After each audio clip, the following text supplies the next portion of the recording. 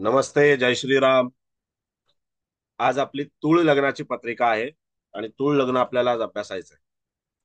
तर हा 30 ऑक्टोबर 1993 चा जन्म आहे. सकाळी 6:10 जन्म आहे. आणि साधारणतः व्यक्तीचं वय जे आहे ते आता 30-31 वर्षाचं वय आहे. तूळ लग्न, लग्नी गुरु, लग्नी मंगळ, लग्नी बुध, लग्नी सूर्य, धनात राहू, वृश्चिकेचा, मकरेचा शनी, त्यानंतर मेषेचा चंद्र आणि त्यानंतर वृषभेचा अष्टम स्थानामध्ये केतू आणि लग्नेश जो आहे हा लग्नेश तिथे व्ययस्थानामध्ये आहे. आणि लग्नेश व्ययस्थानामध्ये शुक्र कन्या राशीमध्ये आहे. बरोबर आहे. आज आपल्याला ही पत्रिका जी आहे ही अशा अनुषंगाने पाहायची आहे की आता हा व्यक्ती जो आहे 30 वर्षाचा, हा 30 वर्षाचा मनुष्य आपल्याकडे कोणत्या कारणासाठी आलेला, कशासाठी आलेला आहे आणि त्याची जी काही एक इच्छा, आकांक्षा, महत्वाकांक्षा आहे तर ती नेमकी काय आहे, ती नेमकी काय याच्याबद्दल आपल्याला थोडं जाणून घ्यायचंय. आता जेव्हा आपण पत्रिका पाहतो तर त्यावेळेला प्रत्येक पत्रिकेमध्ये आपल्याला असं नाही की बाबा एखादा मनुष्य आपल्याकडे अनेक संकट आल्याच्या नंतरच येईल. तो कधी कधी आपल्या जीवनातली जी काही घडणाऱ्या घटना आहेत तर त्या घटना का घडल्या याच्यासाठी सुद्धा येतो. भूतकाळामध्ये काय झालेलं आहे आणि कशामुळे झालेलं आहे तर त्याच्यासाठी सुद्धा येतो. त्यानंतर तिथे भविष्यामध्ये मी काय केलं पाहिजे आणि कशा प्रकारे मी पुढे गेलं पाहिजे तर याच्याकरता सुद्धा मनुष्य जो आहे तो आपल्याकडे येत असतो. तर त्या अनुषंगाने आपल्याला भविष्यामध्ये या माणसाने काय करायला पाहिजे आणि भूतकाळामध्ये काही गोष्टी ज्या याच्या जीवनामध्ये घडल्या त्या कोणत्या कारणास्तव घडल्या तर याच्याबद्दल आपल्याला तिथे जाणून घ्यायचं. ओके. आता या व्यक्तीच्या लग्नी मंगळ, लग्नी गुरु, लग्नी बुध, लग्नी सूर्य आहे. बरोबर आहे. 4 ग्रह लग्नी आहेत आणि तूळ लग्न आहे. तर आता हे तूळ लग्न असल्याच्या नंतर आपण त्याच्यामध्ये केवळ वैवाहिक जीवनाचाच विचार करायचा की अन्य काही गोष्टींचा विचार करायला पाहिजे तर हा सुद्धा आपल्याला एक भाग लक्षात घेणं गरजेचं आहे. बरोबर आहे. कधी कधी व्यक्ती कोणत्या गोष्टींना महत्व देतो आणि कोणत्या गोष्टींना महत्व देत नाही. बघा, लक्षात घ्या. कधी कधी व्यक्ती कोणत्या गोष्टींना महत्व देतो आणि कोणत्या गोष्टींना महत्व देत नाही ही सुद्धा त्याची ग्रहस्थिती जी आहे, त्याची प्लॅनेटरी पोझिशन जी आहे तीच ठरवत असते. आणि तसंच प्रत्येक व्यक्तीच्या जीवनामध्ये काही गोष्टी घडत असतात. आता या व्यक्तीचा मी तुम्हाला एक थोडक्यात तुम्हाला बॅकग्राऊंड सांगतो की ह्या व्यक्तीचे वडील जे होते ते वडील पेपर, सकाळी जो आपल्या घरी न्यूज पेपर येतो तर या न्यूज पेपरचा व्यवसाय करणारे व्यक्ती. पहिला त्यांचा म्हणजे तिथे एक स्टेशनच्या जवळ त्यांचा एक स्टॉल आणि त्यानंतर ते स्वतः तिथे घरोघरी पेपर वगैरे पण सायकल ने म्हणजे बऱ्यापैकी त्यांचं वय होईपर्यंत त्यांचे वडील जे आहेत ते तिथे सायकलवरून पेपरची डिलिव्हरी करत होते सकाळी. तर पेपरच्या वेंडर्सना किंवा जे लोक असतात तर त्यांना तिथे डिलिव्हरी करणाऱ्या लोकांना सकाळी लवकर उठणं आवश्यक असतं. त्या पद्धतीने ती व्यक्ती काम करत होती. या मुलाने पण तशाच पद्धतीने आपल्या जीवनामध्ये कष्ट केलेले आहेत, स्ट्रगल केलेले आहे. आता तुम्ही म्हणाल की लग्नी एवढे सगळे जबरदस्त ग्रह बसलेले आहेत. लग्नी मंगळ आहे, लग्नी गुरु आहे, लग्नी बुध आहे, लग्नी सूर्य आहे. तर सूर्य असल्याच्या नंतर मनुष्य कसा राजासारखा राहिला पाहिजे, गुरु असल्याच्या नंतर तो धनसंपन्न असला पाहिजे, त्यानंतर बुध असल्याच्या नंतर बुद्धीने कामकाज करणारा पाहिजे आणि त्यानंतर मंगळ लग्नी असल्याच्या नंतर तो व्यक्ती कसा धाडसी पाहिजे आणि त्याने कशी जीवनामध्ये वेगवान प्रगती केली पाहिजे अशा पद्धतीचा आपण विचार करतो. तर आता इथे आपल्याला या सगळ्या गोष्टींचा विचार करायचा आहे. त्यानंतर त्याचा लग्नेश जो आहे तो शुक्र हा त्याच्यामध्ये कन्या राशीमध्ये आहे. आता शुक्र कन्या राशीमध्ये आहे म्हणून तो नीचेचा की शुक्र व्ययस्थानामध्ये जिथे मीन राशी येते त्या राशीमध्ये त्या स्थानामध्ये आहे म्हणून तो तिथे उच्चीचा. मग याच्यामध्ये सुद्धा तिथे बऱ्याच लोकांना तिथे प्रश्न पडतात, कन्फ्युजन होतं आणि त्यामध्ये तिथे सगळी गडबड जी आहे ती होऊन जाते. पण एक लक्षात घ्या की आपल्याला त्या शुक्राची नेमकी भूमिका कशी ठरणार आहे हे पाहायचंय. आता ह्या व्यक्तीच्या जीवनामध्ये ज्या ज्या काही घडामोडी घडलेल्या आहेत आणि ज्या ज्या काही घडामोडी भविष्यामध्ये घडणार आहेत आणि त्याच्या मध्ये त्याच्या ज्या काही महत्वाकांक्षा आहेत तर त्या त्याला कुठपर्यंत घेऊन जाऊ शकतात आणि काय पद्धतीने त्याला पुढे घेऊन जाऊ शकतात हे आपल्याला पाहायचं आहे. आणि सध्या स्थितीमध्ये हा मनुष्य जो आहे त्याने आपल्या वडिलांचा जो काही न्यूजपेपरचा व्यवसाय आहे, तो न्यूजपेपरचा व्यवसाय त्याने तसा व्यवस्थित सांभाळला, त्याने वाढवला सुद्धा, त्याने कामाला स्वतःकडे 2 लोक सुद्धा ठेवून दिली. आणि त्यानंतर हा मनुष्य स्वतः त्याच्यामध्ये जे आपले कार्टन्स असतात ना, त्या कार्टन्सचा तो तिथे बिझनेस करतो आहे सध्या. म्हणजे पेपरच्या संदर्भामध्ये तो तिथे बिझनेस करतो आहे. आता पेपरच्या संदर्भामध्ये बिझनेस करणं आणि बिझनेस जो आहे तो का करणं, याच्यामध्ये सुद्धा तिथे आपल्याला कारण सहज दिसून येतात. की एक तर त्याचा सूर्य आणि बुध जो आहे, तर तो सूर्य आणि बुध लग्नी आहे. आता ज्या वेळेला बुध हा ग्रह पेपरचा कारक आहे, त्यानंतर तिथे लग्नेश जो आहे तो कन्या राशीत आहे. कन्या राशी ही बुधाची राशी आहे. आणि न्यूज पेपर्स किंवा त्यामध्ये न्यूज चॅनल्स म्हणा किंवा इंटरनेट म्हणा किंवा आणखी काही गोष्टी म्हणा, या सगळ्या ज्या काही गोष्टी आहेत तर त्या त्याच्यामध्ये तिथे येतात. कुठे? तर त्या बुधाकडे येतात. आणि त्याच्यामध्ये मंगळाची सुद्धा तिथे त्याला जोड आहे. आणि मंगळाची जोड असल्यामुळे त्याच्यामध्ये तो टेक्नॉलॉजी ह्या बाबतीमध्ये तिथे थोडासा साऊंड आहे. आणि त्याच्या अनुषंगाने त्याला सध्या आता मी पुढे कसं जावं, कोणता व्यवसाय करावा, कोणत्या पद्धतीने व्यवसाय करावा, आणखीन त्याची एक जी महत्वाकांक्षा आहे तर ती महत्वाकांक्षा नेमकी पत्रिकेतून पूर्ण होईल का, याच्या बाबतीमध्ये तो तसा विचार करतो आहे. बरोबर आहे. आता आपल्याला हे पाहायचं आहे की या व्यक्तीच्या जीवनामध्ये आधी काय संकट येऊन गेली. बरोबर आहे. आता सगळ्यात पहिला म्हणजे या व्यक्तीला शिक्षण घेत असताना हा काम म्हणजे अगदी शाळेत असल्यापासून हा काम करतोय. लग्नी गुरु आहे तरी सुद्धा, आणि लग्नी बुध सूर्य आहे तरी सुद्धा हा व्यक्ती शाळेत असल्यापासून तिथे काम करतोय. कारण लग्नी मंगळ आहे आणि स्वतः त्याची मेष राशी. मग जेव्हा लग्नी मंगळ असेल तर त्यावेळेला व्यक्ती हा स्वस्थ बसणारा नसतो. मेष राशी मंगळाची आहे, ती त्याची चंद्र राशी आहे आणि त्याच्यामुळे सुद्धा तो तिथे स्वस्थ बसणारा नाहीये. त्यानंतर त्याचा लग्नेश जो आहे हा कन्या राशीमध्ये आहे. आणि कन्या राशीमध्ये लग्नेश असल्याच्या नंतर जातकाला त्याच्यामध्ये स्वतःचा फायदा आणि आपण काहीतरी उद्योग करावा, आपण काहीतरी कामकाज करावं, नोकरी करावी, व्यवसाय करावा, अशा पद्धतीच्या विचारांनी जातक जो आहे तो तिथे भारलेला असतो आणि तो त्या पद्धतीने कामकाज करत असतो. पण असं असताना त्याच्यामध्ये केवळ तो तेवढ्याच डबक्यामध्ये राहण्याचा प्रयत्न करेल का, तर तो तेवढ्याच डबक्यामध्ये राहण्याचा प्रयत्न करत नाही. कारण त्याच्या लग्नी सूर्यासारखा ग्रह आहे.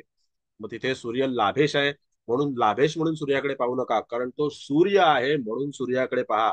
आणि सूर्य हा पूर्व दिशेला आहे. आणि त्यामध्ये तिथे सूर्य लग्नी आहे. सूर्य कुणाच्या सोबत आहे, तर सूर्य बुधाच्या सोबत आहे. म्हणजे तिथे त्याला व्यवस्थित स्वतःला पुढे घेऊन जाण्याकरता मार्गदर्शक मिळावेत याच्यासाठी प्रयत्न करणारा आहे. गुरु लग्नी आहे. गुरु सुद्धा तिथे मार्गदर्शकाचा कारक आहे. व त्या अनुषंगाने हा व्यक्ती स्वतःच्या प्रॉस्पेरिटीचा विचार करणार आहे आणि त्याला गती देणारा, त्याला पुढे घेऊन जाणारा जो ग्रह आहे तर तो म्हणजे त्याच्यामध्ये मंगळ ग्रह आहे. आणि मंगळ ग्रह हा त्याच्यामध्ये या तीनही ग्रहांच्या सोबत आहे. मग आता इथे मंगळ ग्रह या 3 ग्रहांना डिस्टर्ब करेल की या 3 ग्रहांना तो त्याच्यामध्ये व्यवस्थित प्रकारे साथ सोबत देईल, हे पण आपल्याला पाहिलं पाहिजे. ज्या वेळेला लग्नी मेजर प्लॅनेट मध्ये गुरु आहे, बरोबर आहे. लग्नी मेजर प्लॅनेट कोण आहे? आता इथे सूर्य बुध मंगळ या सगळ्यांमध्ये तिथे कोण आहे, तर गुरु हा मेजर प्लॅनेट आहे. आणि ज्या वेळेला गुरु सारखा ग्रह हा मेजर प्लॅनेट म्हणून लग्नी असेल तर त्यावेळेला व्यक्तीकडे ही एक उपजत हुशारी, उपजत विद्वत्ता आणि त्यामध्ये तिथे परमेश्वरावरती असणारी श्रद्धा जी आहे ती उपजत असते. आणि त्याच्या अनुषंगाने मनुष्य जो आहे तो तो आशावादी राहतो. कारण धनु राशी ही जी गुरुची राशी आहे ती स्वतः आशावादी राशी आहे. आणि त्यानंतर गुरु हा स्वतः त्याच्यामध्ये आशावादी ग्रह आहे. हा कधी निराश होत नाही. आणि त्या निराशेच्या गर्तेतून बाहेर काढणारा जो दुसरा ग्रह आहे तो त्याच्यामध्ये मंगळ आहे.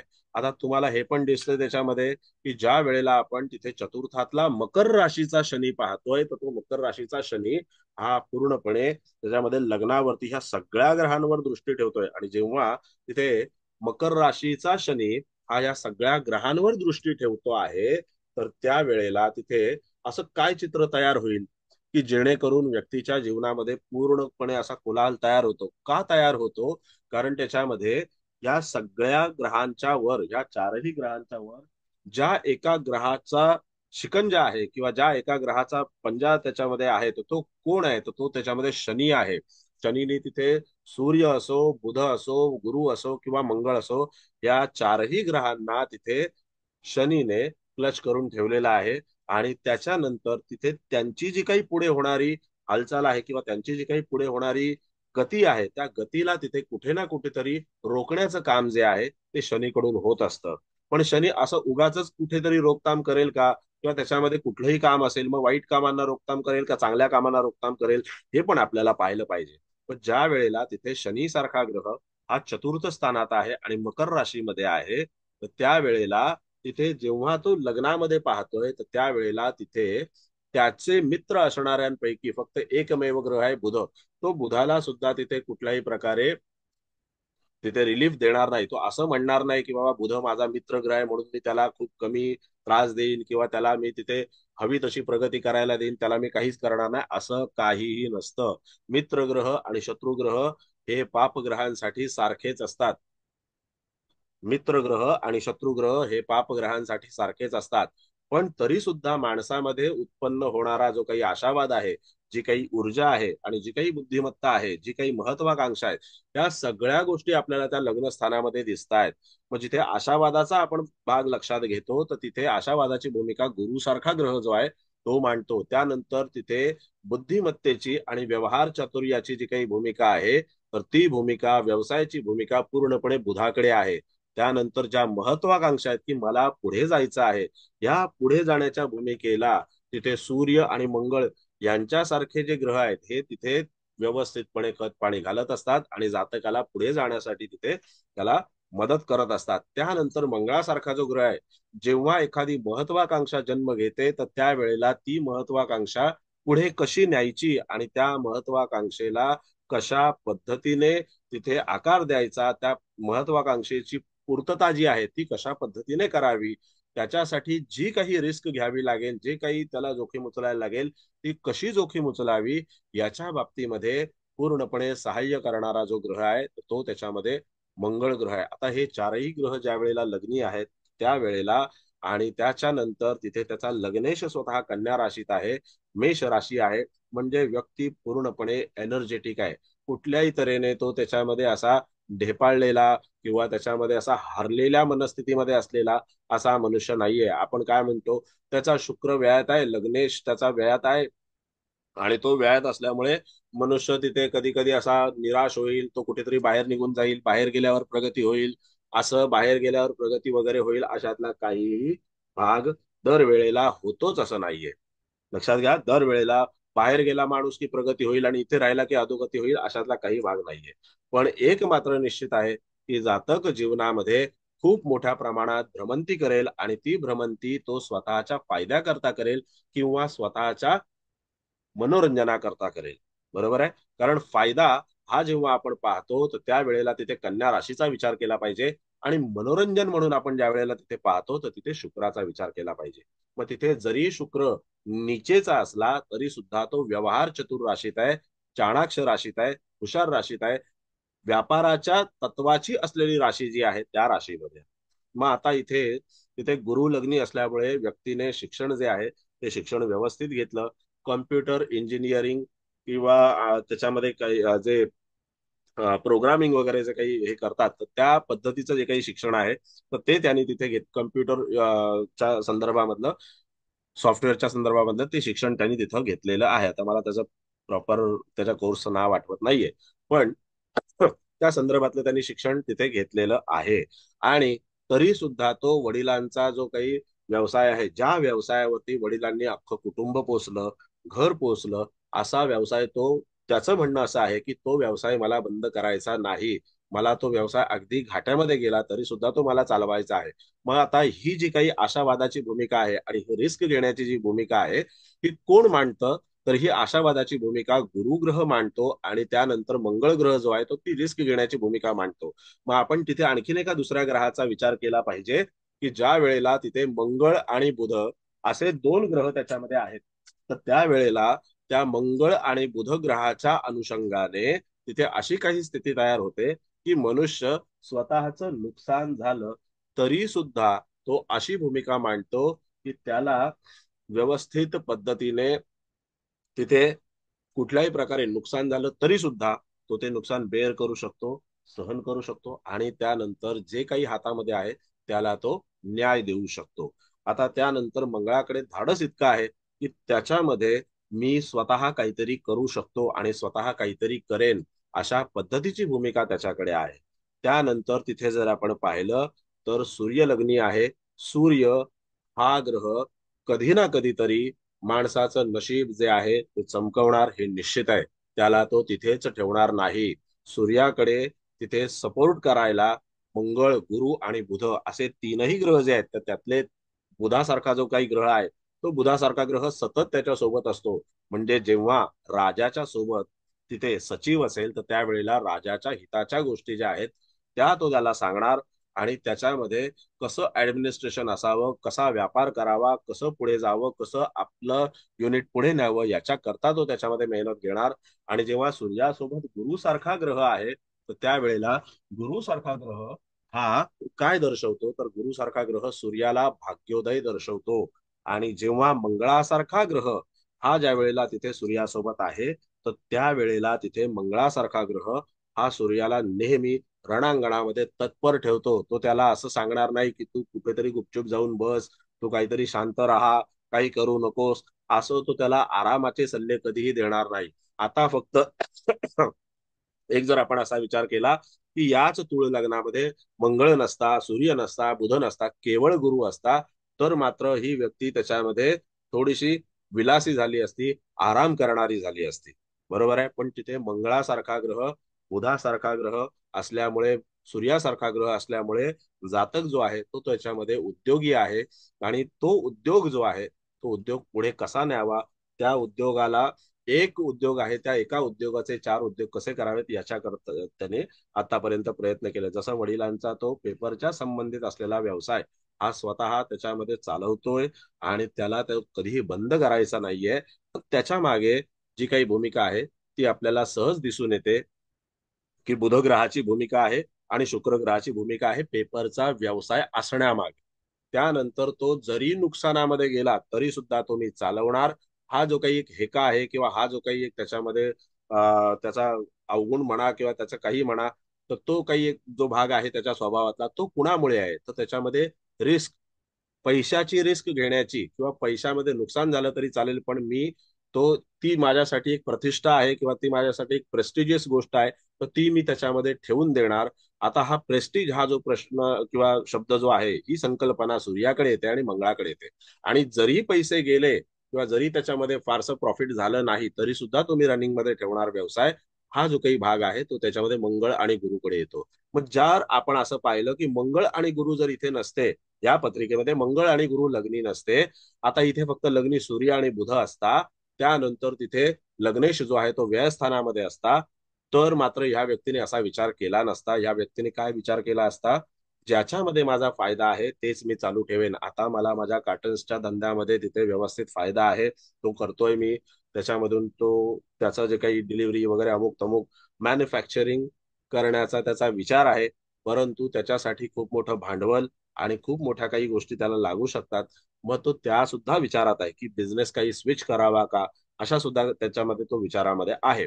पण एक आपण असा विचार जर केला की मंगळ तिथे आणि गुरु जर ह्या दोन ग्रहांना तिथे जर आपण बाजूला केलं तर त्याने तिथे असा विचार केला नसता. मग तिथे अगदी पैसे चार स्वतःच्या खिशातले खर्च करून सुद्धा आहे ती गोष्ट मेंटेन कशी करावी, स्टेटस मेंटेन कसं करावं. आता ही काही फार मोठी प्रेस्टिजियस स्टेटसची गोष्ट नाहीये, पण त्याची एक महत्वाकांक्षा इच्छा आहे, असं मनशा आहे त्याची की नाही माझ्या वडिलांनी सुरू केलेलं जे आहे ते मला बंद नाही करायचं. मग हे कोण देतं तर हे देणारे ग्रह जे आहेत तर त्याच्यामध्ये सूर्य आहे, बुध आहे, गुरु आहे, सूर्य आहे, गुरु आहे आणि मंगळ आहे. त्याच्यामध्ये मंगळ आणि गुरु हे नेहमी पैशाची रिस्क घेतात आणि त्यानंतर तिथे कधी कधी पैशाचं नुकसान देखील होतं. बरोबर आहे. पैशाचं नुकसान देखील होतं. त्याला खत पाणी घालण्याकरता त्याची स्वतःची जी राशी आहे म्हणजे त्याचा स्वतःचा चंद्र जो आहे हा चंद्र त्याच्यामध्ये मेष राशीमध्ये आहे. आणि मेष राशीत चंद्र असल्या कारणाने त्याच्यामध्ये जातक जो आहे हा पूर्णपणे स्वतःच्या विचारांवरती ठाम आहे. चटकन एखादा निर्णय घेणारा आहे आणि तो निर्णय घेतल्याच्या नंतर म्हणजे याची सवय आहे की असा निर्णय रेंगाळत ठेवत नाही. एकतर लग्नी मंगळ, त्यात मंगळाची राशी त्याच्यामुळे हा निर्णय रेंगाळत ठेवत नाही, चटकन निर्णय घेऊन टाकतो. आणि त्यानंतर तिथे कधी कधी असे निर्णय घेतल्यावर ह्या जातकाला बऱ्याचदा त्रास सुद्धा सहन करावा लागलेला आहे, बऱ्याचदा नुकसान सुद्धा सहन करावं लागलेलं आहे. आणि बऱ्याचदा ते जे काही आपण निर्णय घेतलेले आहेत त्या निर्णयांमध्ये नंतर पुढे जाऊन त्याला फेरफार करण्याची वेळ आलेली आहे. मग अशी वेळ का येते, तर त्याचं सुद्धा कारण आपल्याला तिथं शोधलं पाहिजे. की ज्या वेळेला तिथे 4 ग्रह लग्नी आहेत आणि त्यानंतर तिथे चंद्रमंगळ हा समसप्तक योग आहे, बरोबर आहे. 4 ग्रह लग्नी आणि त्यानंतर तिथे चंद्रमंगळाचा समसप्तक योग आहे. त्यामुळे व्यक्ती एकदम फास्ट निर्णय घेऊन टाकतो, सटकन निर्णय घेतो आणि तिथे कुणाचा विचार करत नाही, कुणाला विचारात घेत नाही. पण मार्गदर्शकांनी मार्गदर्शन केल्याच्या नंतर त्याच्यावर कधी कधी तो नंतर विचार करतो, कधी कधी आधी सल्ला मसलत करतो, कधी कधी तो नंतर सल्ला मसलत करून त्याच्यावरती निर्णय घेतो आणि मग त्याच्यामध्ये पुन्हा फेरफार करावा लागतो. तिथे सुद्धा त्याचं नुकसान होतं. तर मग अशी जी काही संमिश्र त्याची अवस्था आणि परिस्थिती होऊन जाते, तर ती केवळ कुणामुळे होत असेल असं तुम्हाला वाटतं? बोला. नांगरे साहेब, कुलकर्णी साहेब, काय कुणामुळे वाटतं? सर, शनीमुळं. शनीमुळे कशी काय? शनीची दृष्टी आहे 10वी दृष्टी मंगळावर. करेक्ट, बरोबर. जेव्हा तिथे शनीची 10वी दृष्टी जी आहे ती या 4ही ग्रहांना पाहते, त्यावेळेला तिथे त्याला असा निर्णय घ्यावा लागतो. आणि जेव्हा त्याचा लग्नेश जो आहे हा त्याच्यामध्ये कन्या राशीत आहे, तर कन्या राशी ही मार्गदर्शकाशिवाय किंवा एखाद्या सोबतीशिवाय पुढे जाऊ शकत नाही. त्याला कुणाचं तरी मार्गदर्शन, कुणाची तरी सोबत साथ हवी. बुधाच्या व्यक्तीने जर तिथे कुणाच्या साथ सोबत संगतीशिवाय जर पुढे जाण्याचा प्रयत्न केला तर तो नंतर कुठेतरी अडखळतो हे निश्चित आहे, धडपडतो हे निश्चित आहे. आणि इथे कसं आहे की इथे त्याच्यामध्ये मंगळ बुध एकत्र असल्यामुळे चुकीचे निर्णय होतात. चंद्रमंगळ समसप्तक असल्यामुळे एकदम आतताईपणे निर्णय होतात. आणि त्याच्यामध्ये मंगळ गुरु एकत्र असल्यामुळे तिथे नुकसानही होतं. पण शनी सारखा ग्रह ज्या वेळेला या सगळ्या गोष्टींना तिथं पाहतोय, त्यावेळेला तिथे 4ही ग्रह, त्यानंतर तिथे तुळ राशी आणि प्रथम स्थान यांना जेव्हा तो पाहतोय ग्रह, त्यावेळेला तिथे अशी काही स्थिती तयार होते की त्याला आपला निर्णय पुन्हा बदलावा लागतो. पण निर्णय बदलावा लागतो, हा का बदलावा लागतो आणि व्यक्ती तो निर्णय का बदलतो, व्यक्ती तो निर्णय का बदलतो ह्याच्याबद्दल तुम्हाला इथे काय चित्र दिसतंय? बदलावा लागतो आणि बदलतो. आता समजा एखादा म्हणाला की नाही झालं तर झालं नुकसान, नाही तर मी नाही बदलत होता निर्णय. मग असा का निर्णय बदलत असेल? तर लग्नेश बुधाच्या राशीत आणि लग्नी बुध करेक्ट, हे ते काम करत असेल. बरोबर. त्याच्यामुळे हा मनुष्य जो आहे तो त्याच्यामध्ये लगेच आपला निर्णय बदलतो आणि तोच त्याला बदललेला निर्णय जो आहे तो बऱ्याचदा त्याला सावरून नेतो. बदललेली भूमिका त्याला नेहमी सावरून नेते. मग ही बदललेली भूमिका जर त्याला सावरून नेत असेल तर त्याच्यामध्ये शनी पहिला त्याला लेसन देतो आणि शनीने पहिला लेसन दिल्याच्या नंतर मग तो आपल्या निर्णयामध्ये बदल करतो. मग तिथे मंगळ आणि गुरु किंवा मंगळ आणि सूर्य, म्हणजे मंगळ आणि गुरुचा जो काही त्याच्यामध्ये गुरुचा आशावाद आहे, मंगळाची धडाडी आहे आणि सूर्याची प्रतिष्ठा आहे, या सगळ्या गोष्टी इथे कुठे कामी येतात का?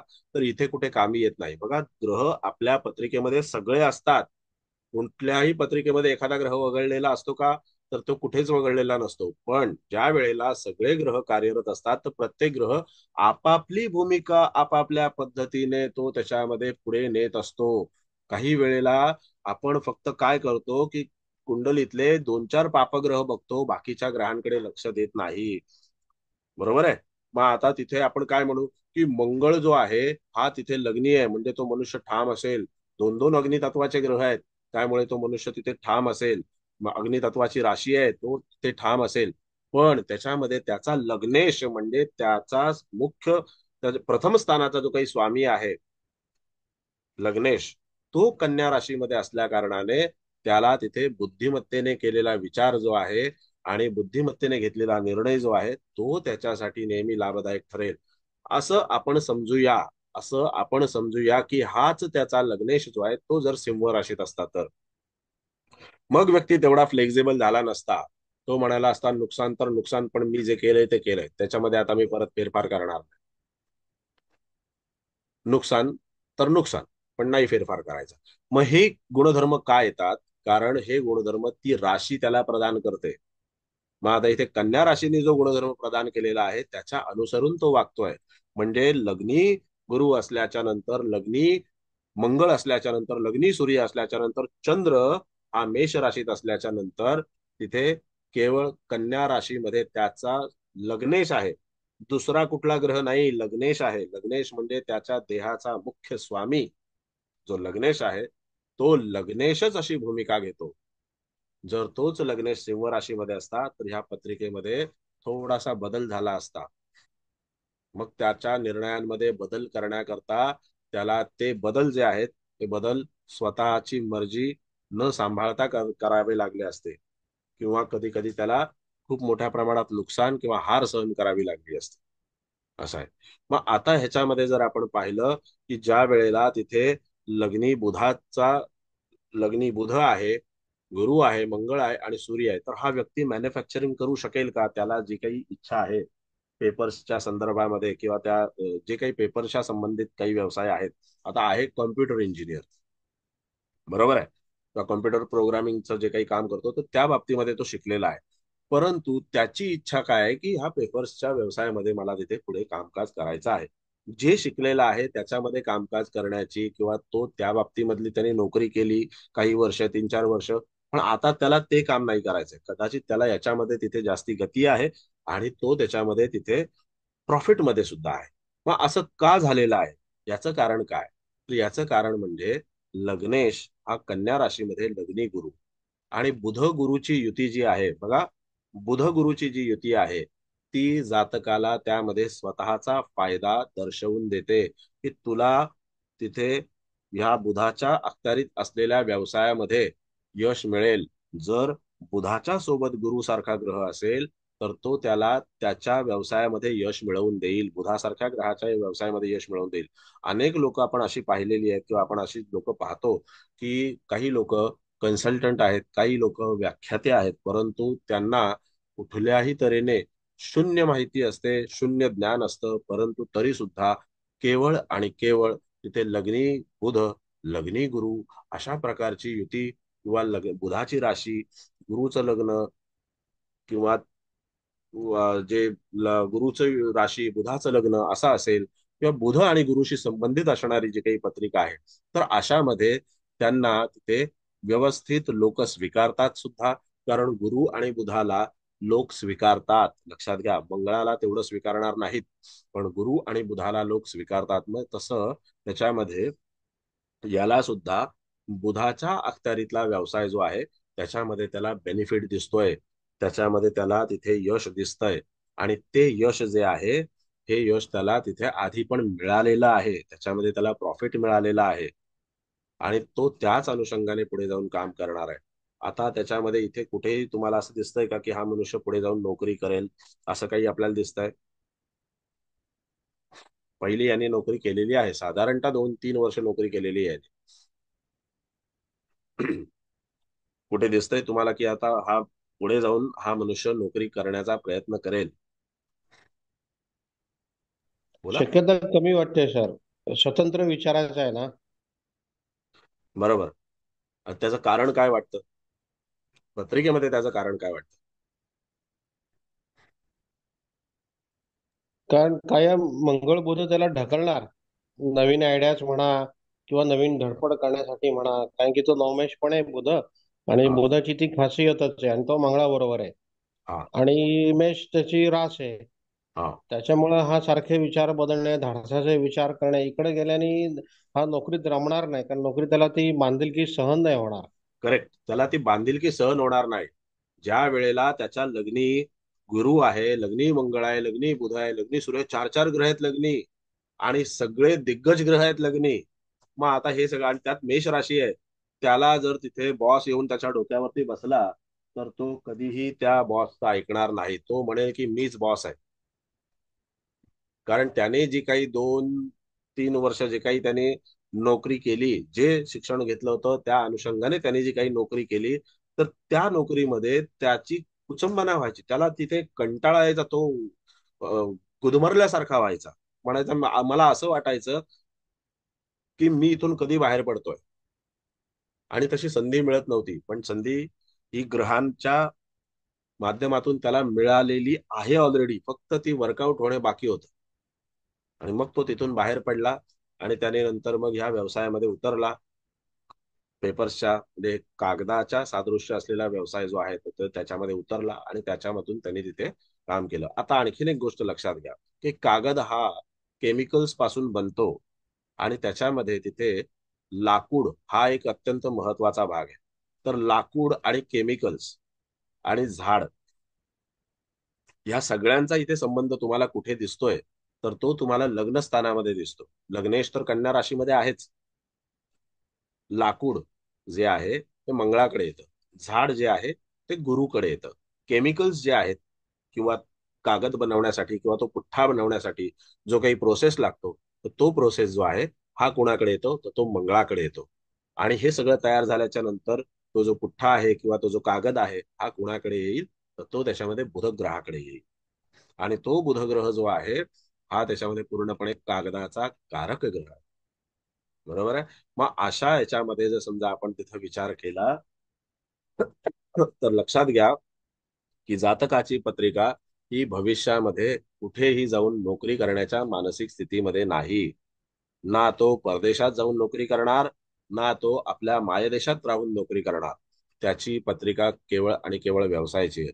आणि ह्या सगळ्या गोष्टींना आणखीन एक दुजोरा देणारी जी काही गोष्ट आहे, तर ती म्हणजे त्याच्या चतुर्थात असलेला शनी आणि तो मकर राशीचा शनी आहे. इथे आपल्याला राशीचा विचार करायचा आहे, लक्षात घ्या.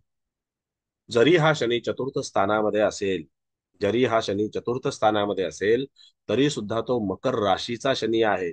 आणि तो मकर राशीचा शनी त्यामध्ये तिथे त्याला दीर्घोद्योगी बनवणार. त्याच्यासाठी त्याच्या लग्नी असलेले ग्रह हे त्याला सहाय्यकारी आहेतच, पण त्याच्यातूनही तिथे आणखीन एका पाचव्या ग्रहाचा जो सपोर्ट त्याला आहे, तो सपोर्ट म्हणजे त्याच्यामध्ये त्याच्या मकर राशीच्या शनीचा आहे. मकर राशी ही उद्योगाची राशी आहे. मकर राशी ही नोकरीची राशी नाही. मकर राशी ही ऍडमिनिस्ट्रेशनची राशी आहे. मकर राशी ही राजकारणाची राशी आहे. मकर राशी ही समाजकारणाची राशी आहे. आणि अशा अनुषंगाने मनुष्य जो आहे तो तिथे पुढे जाण्याचा प्रयत्न करणार. आणि हा मनुष्य तिथे त्या उद्योगाच्या क्षेत्रामध्ये स्वतःला प्रूव्ह करण्याचा प्रयत्न करतो आहे. आता याच्या पत्रिकेमध्ये असा एक योग आहे की तो त्याला कर्जामध्ये टाकू शकतो. आणि त्याचे वडीलही आधी कर्जामध्ये होते. त्याच्या वडिलांना सुद्धा काही कर्ज झालं होतं. पण वयाच्या 25व्या वर्षीच वयाच्या 25व्या वर्षी तिथे वडिलांचं कर्ज फेडून टाकलं. आता वडिलांना कर्ज का झालं असेल किंवा वडिलांवरती जे कर्ज होतं ते का असेल, कारण तिथे याच्याही पत्रिकेमध्ये कर्जाचे योग आहेत. याला स्वतःला सुद्धा वैयक्तिकरित्या कर्ज एखाद वेळेला होणार हे निश्चित आहे, पण तेवढा तो कपॅसिटीचा सुद्धा आहे. वडील तेवढे कपॅसिटीचे नव्हते. त्यांनी एक मार्गी सरळ धंदा केला पेपर्सचा, दुसरं काही त्याच्यामध्ये कामकाज केलं नाही. त्याच्यामध्ये प्रचंड मेहनत केली, पण प्रत्येक वेळेला मेहनत करणं हेच आवश्यक नसतं. तर त्याच्यामध्ये आपल्या मेहनतीला फळ कसं मिळेल याच्याकरता तिथे काहीतरी आजूबाजूच्या गोष्टींचा आढावा घेणं सुद्धा गरजेचं असतं.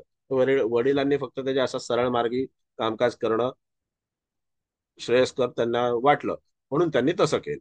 पण याच्यामध्ये तिथे याच्या लग्नी असलेला मंगळ याच्या लग्नी असलेला मंगळ जसं शनी कर्ज देणारा आहे, तसं मंगळ कर्ज फेडणार आहे, कर्जातून मुक्त करणार आहे. तो मंगळ शनीला पाहतोय. दोघांचीही दृष्टी एकमेकांवरती आहे. मंगळाची दृष्टी शनीवरती आणि शनीची दृष्टी मंगळावरती. खतरनाक केंद्र योग आहे. खतरनाक केंद्र योग आहे. आणि त्यामध्ये तिथे वयाच्या 25व्या वर्षी या मुलाने तिथे वडिलांचं जे कर्ज आहे ते फेडलं. 18 तास हा माणूस काम करायचा. 16-18 तास तर सहज काम करायचा तो. वडिलांचं सगळं कर्ज फेडून टाकलं. जी काही XYZ त्यांची लाखातली रक्कम होती, काही फार असं हे नव्हतं, पण लाखातली काही जी रक्कम होती ती त्याने फेडून टाकली. वडिलांना म्हणतो निर्धास्त केलं मी. आता त्यांना तरी पण वडील तिथे पेपरच्या व्यवसायामध्ये तिथे थोडेसे कार्यरत आहेत. ते कामकाज करत राहतात, सगळं काही गोष्टी करत राहतात. पण तरी सुद्धा तिथे याला वडिलांना तिथे बघा, इथे लग्नी सूर्य आहे आणि लग्नी गुरु आहे. त्याच्यामुळे याची अशी इच्छा आहे की वडिलांना कुठल्याही तऱ्हेने मला त्रास द्यायचा नाही, वडिलांना आरामात ठेवायचा, कारण त्याने आयुष्यभर प्रचंड कष्ट केलेले आहेत, असं आहे. आणि दुसरं म्हणजे त्याच्यामध्ये वडील जे आहेत ते कुठल्याही तऱ्हेने स्वस्थ बसत नाहीत. कारण सूर्य आणि मंगळाची युती आहे. आणि त्यानंतर तिथे याचं आणि वडिलांचं त्यामुळे पटतही नाही तेवढं. वडिलांचं कर्ज फेडलं, जबाबदारी पार पाडली, पण वडिलांचं आणि मुलाचं तेवढं पटत नाही. बघा, लक्षात घ्या, ज्या वेळेला लग्नी सूर्य असेल किंवा सूर्य मंगळाची युती असेल किंवा शनी आणि सूर्याचा केंद्रयोग असेल, तेव्हा वडिलांवर प्रेम नसेल अशातला काही भाग नाही, पण वडिलांशी पटत नाही हा एक त्याच्यामध्ये मुद्दा तयार होतो. तो कसा होतो? मग जर लग्नी सूर्य असेल तर स्वतः सूर्यच जर जातकाच्या लग्नी असेल तर तो स्वतःच तिथे बापासारखी भूमिका घ्यायला लागतो, मग तो बापाचा ऐकणार नाही. सूर्य आणि मंगळ जर एकत्र असेल तर तो त्याच्यामध्ये नेहमी अग्रेसिव्ह आणि फॉरवर्ड भूमिका घ्यायला लागतो. तर त्याच्यामुळे तो वडिलांचं ऐकत नाही. आणि सूर्य हा पित्याचा कारक आहे, मंगळ जो आहे हा लढवय्या ग्रह आहे, मंगळ हा वादाचा कारक आहे, तो तिथे वादाला कारणीभूत ठरतो, वडिलांशी मतभेद वाद दाखवतो. आणि त्यानंतर ज्या वेळेला शनी सारखा ग्रह हा जेव्हा सूर्यावरती दृष्टी ठेवतो त्यावेळेला तिथे काळजी दाखवतो, कर्तव्य पार पाडणं दाखवतो, सगळं काही दाखवतो, पण तो तिथे नियंत्रण पण दाखवतो. कारण शनीच्या दृष्टीत असलेला प्रत्येक ग्रह हा शनी नियंत्रणामध्ये ठेवतो, शनीच्या सोबत असलेला आणि दृष्टीत असलेला. मग असा मनुष्य काय होतो की त्याच्यामध्ये तो वडिलांना पण नियंत्रणामध्ये ठेवायला बघतो. त्याच्या चतुर्थात शनी आहे आणि त्याचा शनी जो आहे तो तिथे सूर्याला पाहतोय, म्हणून तो त्यांना नियंत्रणात ठेवतो. पण वडील सुद्धा थोडक्यात का होईना आपली हौस मौज जी आहे ती कामकाजाची भागवून घेतात, तिथे काम करत राहतात, असा एक भाग. बरोबर आहे. आता इथे ह्या सगळ्या गोष्टी ज्या आहेत, म्हणजे एक लक्षात घ्या की जातकाच्या जीवनात घडणारी आणि होत असलेली त्याच्या पर्सनॅलिटीशी तिथे मॅच होत असणारी प्रत्येक छोटी छोटी गोष्ट जी आहे ती आपण या ग्रहाच्या स्थितीवरून ओळखू शकतो. केवळ आणि केवळ तुम्हाला नोकरी लागेल का, तुमचं लग्न होईल का, तुम्हाला मुलं होतील का, पैसा येईल का, कर्ज होईल का, कर्ज फिटेल का, गाडी येईल का, एवढंच नाही, तर प्रत्येक गोष्ट जी आहे ही ह्या ग्रहांवरती अवलंबून आहे. आणि ती गोष्ट त्या ग्रहांवरती अवलंबून असल्या कारणाने तिथे जातक जो आहे हा त्याच्यामध्ये आपण पूर्णपणे वाचू शकतो की हा जातक नेमका काय आहे, याच्या जीवनामध्ये काय दडलेला आहे. आता एवढी छोट्यातली छोटी गोष्ट जर जेव्हा आपण त्याला समजावून सांगितली किंवा जर आपण त्याच्या समोर व्यक्त केली, तो मनुष्य तुम्हाला ज्योतिषी नक्कीच मानणार. आणि तो तुम्हाला त्याला स्वतःला वाटणार की नाही, खरोखर याच्याकडे काहीतरी ज्ञान आहे. त्याला मी जेव्हा असं म्हटलं की तुम्ही सगळ्या जबाबदाऱ्या तुमच्या कुटुंबाच्या आई वडिलांच्या बाबतीतल्या सगळ्या जबाबदाऱ्या तुम्ही पार पाडाल, पण तरी सुद्धा तुम्ही स्वतःचा निर्णय राबवण्याकरता सगळ्यांना नियंत्रणात ठेवण्याचा प्रयत्न कराल. आणि जरी तुमचं वय कितीही असलं तरी सुद्धा तुमच्या वयाच्या दुप्पट असलेला माणूस तुमच्या घरातला हा सुद्धा तुमच्या शब्दाच्या पुढे न जाण्याचं धाडस जे आहे ते करणार नाही. तो म्हणतो हे कसं काय सांगितलं? कारण त्याच्या घरामध्ये त्याच्या वयापेक्षा जास्ती असलेली जी लोक आहेत ती सुद्धा ह्याने जर सांगितलं की हे करायचं तर करायचं, ह्याने सांगितलं की हे नाही करायचं तर नाही करायचं. मग ही सगळी ताकद जी आहे ती कोण देतं? तर ही सगळी ताकद तुम्हाला देतात ग्रह. लग्नीचा सूर्य, लग्नीचा मंगळ, लग्नीचा गुरु, मेष राशी, ही सगळी ताकद तुम्हाला हेच ग्रह देतात. म्हणून ज्या वेळेला आपण एखाद्याची पत्रिका वाचत असतो, आपण जेव्हा एखादी पत्रिका पाहत असतो, त्यावेळेला केवळ 4 ग्रह एकत्र आहेत म्हणून तुम्ही, आणि ते पण तुळ राशीत आहे म्हणून तुमच्या लग्नापासूनच तुम्ही त्याच्या विवाहापासून सुरुवात कराल आणि तुम्ही सांगाल की अरे बाबा मग तुझा आता काय माहितीये का, तुला संन्यास घ्यावा लागेल. तर तीच पत्रिका डोक्यात आपण निघून जाईल आपल्या. आलं लक्षात? म्हणून काहीतरी न बोलता व्यवस्थित त्याला त्याचं वय जाणून घ्या, त्याची इच्छा आकांक्षा महत्वाकांक्षा जाणून घ्या आणि हळूहळू एक एक पाऊल पुढे जाण्याचा प्रयत्न करा. ही पत्रिका वाचनाची पहिली पायरी आहे, हे लक्षात घ्या. आज आपण ही तूळ लग्नाची पत्रिका वाचतोय म्हणजे ही 7वी पत्रिका आहे. अजून आपल्या 5 पत्रिका बाकी आहेत. तर त्यामध्ये आपल्याला काय शिकायचं आहे की पत्रिका कशी वाचावी. मला येते म्हणून मी तुमच्या समोर धडाधडा वाचली आणि मला किती येतं हे जर तुम्हाला दाखवलं तर तुम्हाला त्यातलं काही कळणार नाही. तुम्हाला त्याच्यामध्ये काहीही समजणार नाही. तुम्हाला फक्त एवढंच वाटेल वा वा काय सांगितलं, छान छान, किती येतं याला. अरे मला किती येतंय त्याच्यापेक्षा जे मला येतंय ते तुम्हाला कसं समजेल याच्याकडे लक्ष केंद्रित करणं गरजेचं आहे. म्हणून तुम्हाला ही सिस्टम समजावून सांगतोय. ही सिस्टम जर तुम्हाला कळली तरच त्याच्यामध्ये तुम्ही पुढे जाल. तुम्हाला व्यवस्थित पत्रिका वाचन करता येईल. तुम्ही त्याच्यामध्ये आणखीन काही नको ते इन्ग्रेडियंट्स त्या पदार्थामध्ये टाकायला जाल तर पदार्थाची सगळी चव बिघडून जाईल. कुठल्याही तऱ्हेने याच्यामध्ये हा ग्रह एवढ्या अंशाला आणि तो ग्रह तेवढ्या अंशाला आहे, हा ग्रह इथे आहे आणि तो ग्रह तिथे आहे, मग त्याची ही दशा चालू आहे आणि त्याची ती महादशा चालू आहे, हे असले उद्योग करून कृपया तिथे शास्त्राची मस्ती करू नका. तुम्हाला उत्तम रीतीने जेव्हा एखादी गोष्ट वाचता येते, शिकता येते, ग्रहांच्या, राशींच्या, स्थानांच्या अनुषंगाने त्याच्याकडे लक्ष द्या. कारण जोपर्यंत तुम्हाला ग्रह कळत नाही, तुम्ही किती त्या महादशा महादशा करत राहा, तुम्हाला काही पत्रिका वाचायला येणार नाही. मी असे अनेक लोक पाहतोय आणि असे अनेक लोक पाहिलेले आहेत की ज्या लोकांना तिथे ज्योतिष हे केपीच्या माध्यमातून करतायत, परंतु केपीच्या माध्यमातून ज्योतिष करून स्वतःची पत्रिका नाही वाचता आली. स्वतःची पत्रिका नाही वाचता आली.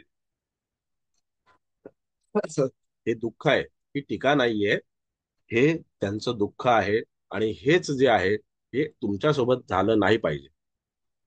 हे तुमच्यासोबत नाही झालं पाहिजे. म्हणून तुम्ही काय करा की तुम्ही व्यवस्थित एक एक पाऊल पुढे जाण्याचा प्रयत्न करा.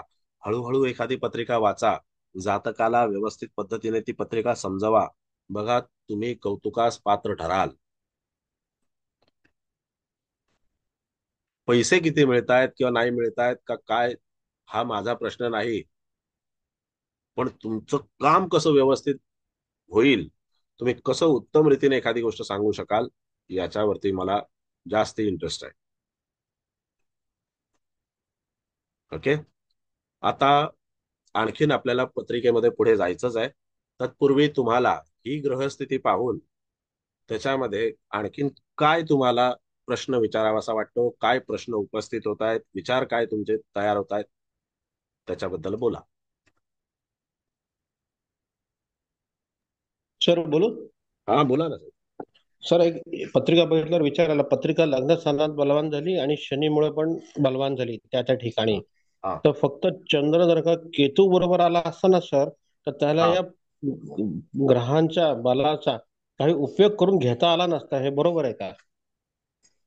चंद्र केतू सोबत आला असता तर? हा, म्हणजे बाकीची पत्रिका स्ट्रॉंग आहे तर त्याचा उपयोग हा करायला चंद्र पण स्ट्रॉंग पाहिजे ना. तर हा. केतू बरोबर आल्याने तो कुठेतरी वीक पडला असता. म्हणजे हा माणूस थोडक्यात वाचला असं म्हणायचं का? बरं, आता आपण त्याचाही थोडा विचार करूया. बर.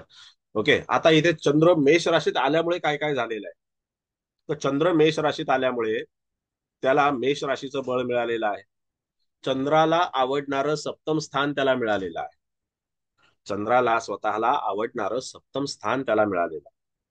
त्यानंतर तिथे चंद्र जो आहे हा गुरुच्या दृष्टीत आहे. आतापर्यंत आपण मंगळाच्या दृष्टीचा विचार केला. चंद्र हा गुरुच्या सुद्धा दृष्टीत आहे आणि जेव्हा चंद्र गुरुच्या दृष्टीत असतो त्यावेळेला त्याला एक ब्लेसिंग असते. बरोबर आहे. त्यानंतर चंद्र मंगळाच्या दृष्टीत आहे.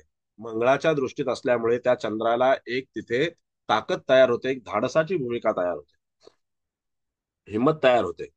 गुरु आशावाद देतो, मंगळ हिंमत देतो. आणि त्यानंतर हा चंद्र कुणाची भूमिका बजावतोय, तर चंद्र हा दशम स्थानाची भूमिका बजावतोय, जे अत्यंत महत्वाचं केंद्रस्थान आहे. मग ज्या वेळेला चंद्र हा तिथे दशम स्थानाची भूमिका बजावतोय आणि ह्या दोन मेजर प्लॅनेट्सच्या दृष्टीमध्ये आहे, जे त्याचे मित्र आहेत. जरी मंगळ मित्र असला तरी सुद्धा तो चंद्राला कधी कधी उग्र करणार. कारण मी मगाशीच तुम्हाला सांगितलं, पापग्रहाची दृष्टी ही मित्र बघत नाही, शत्रू बघत नाही. पण शुभग्रहाची जी दृष्टी आहे ती मित्र पाहणार. तो त्याच्यावरती जेव्हा दृष्टी ठेवणार, गुरु चंद्रावरती जेव्हा दृष्टी ठेवणार तेव्हा तो त्याला बलवान करणार, हे निश्चित. आणि तो चंद्र जो आहे तो दशम स्थानाची भूमिका बजावतोय.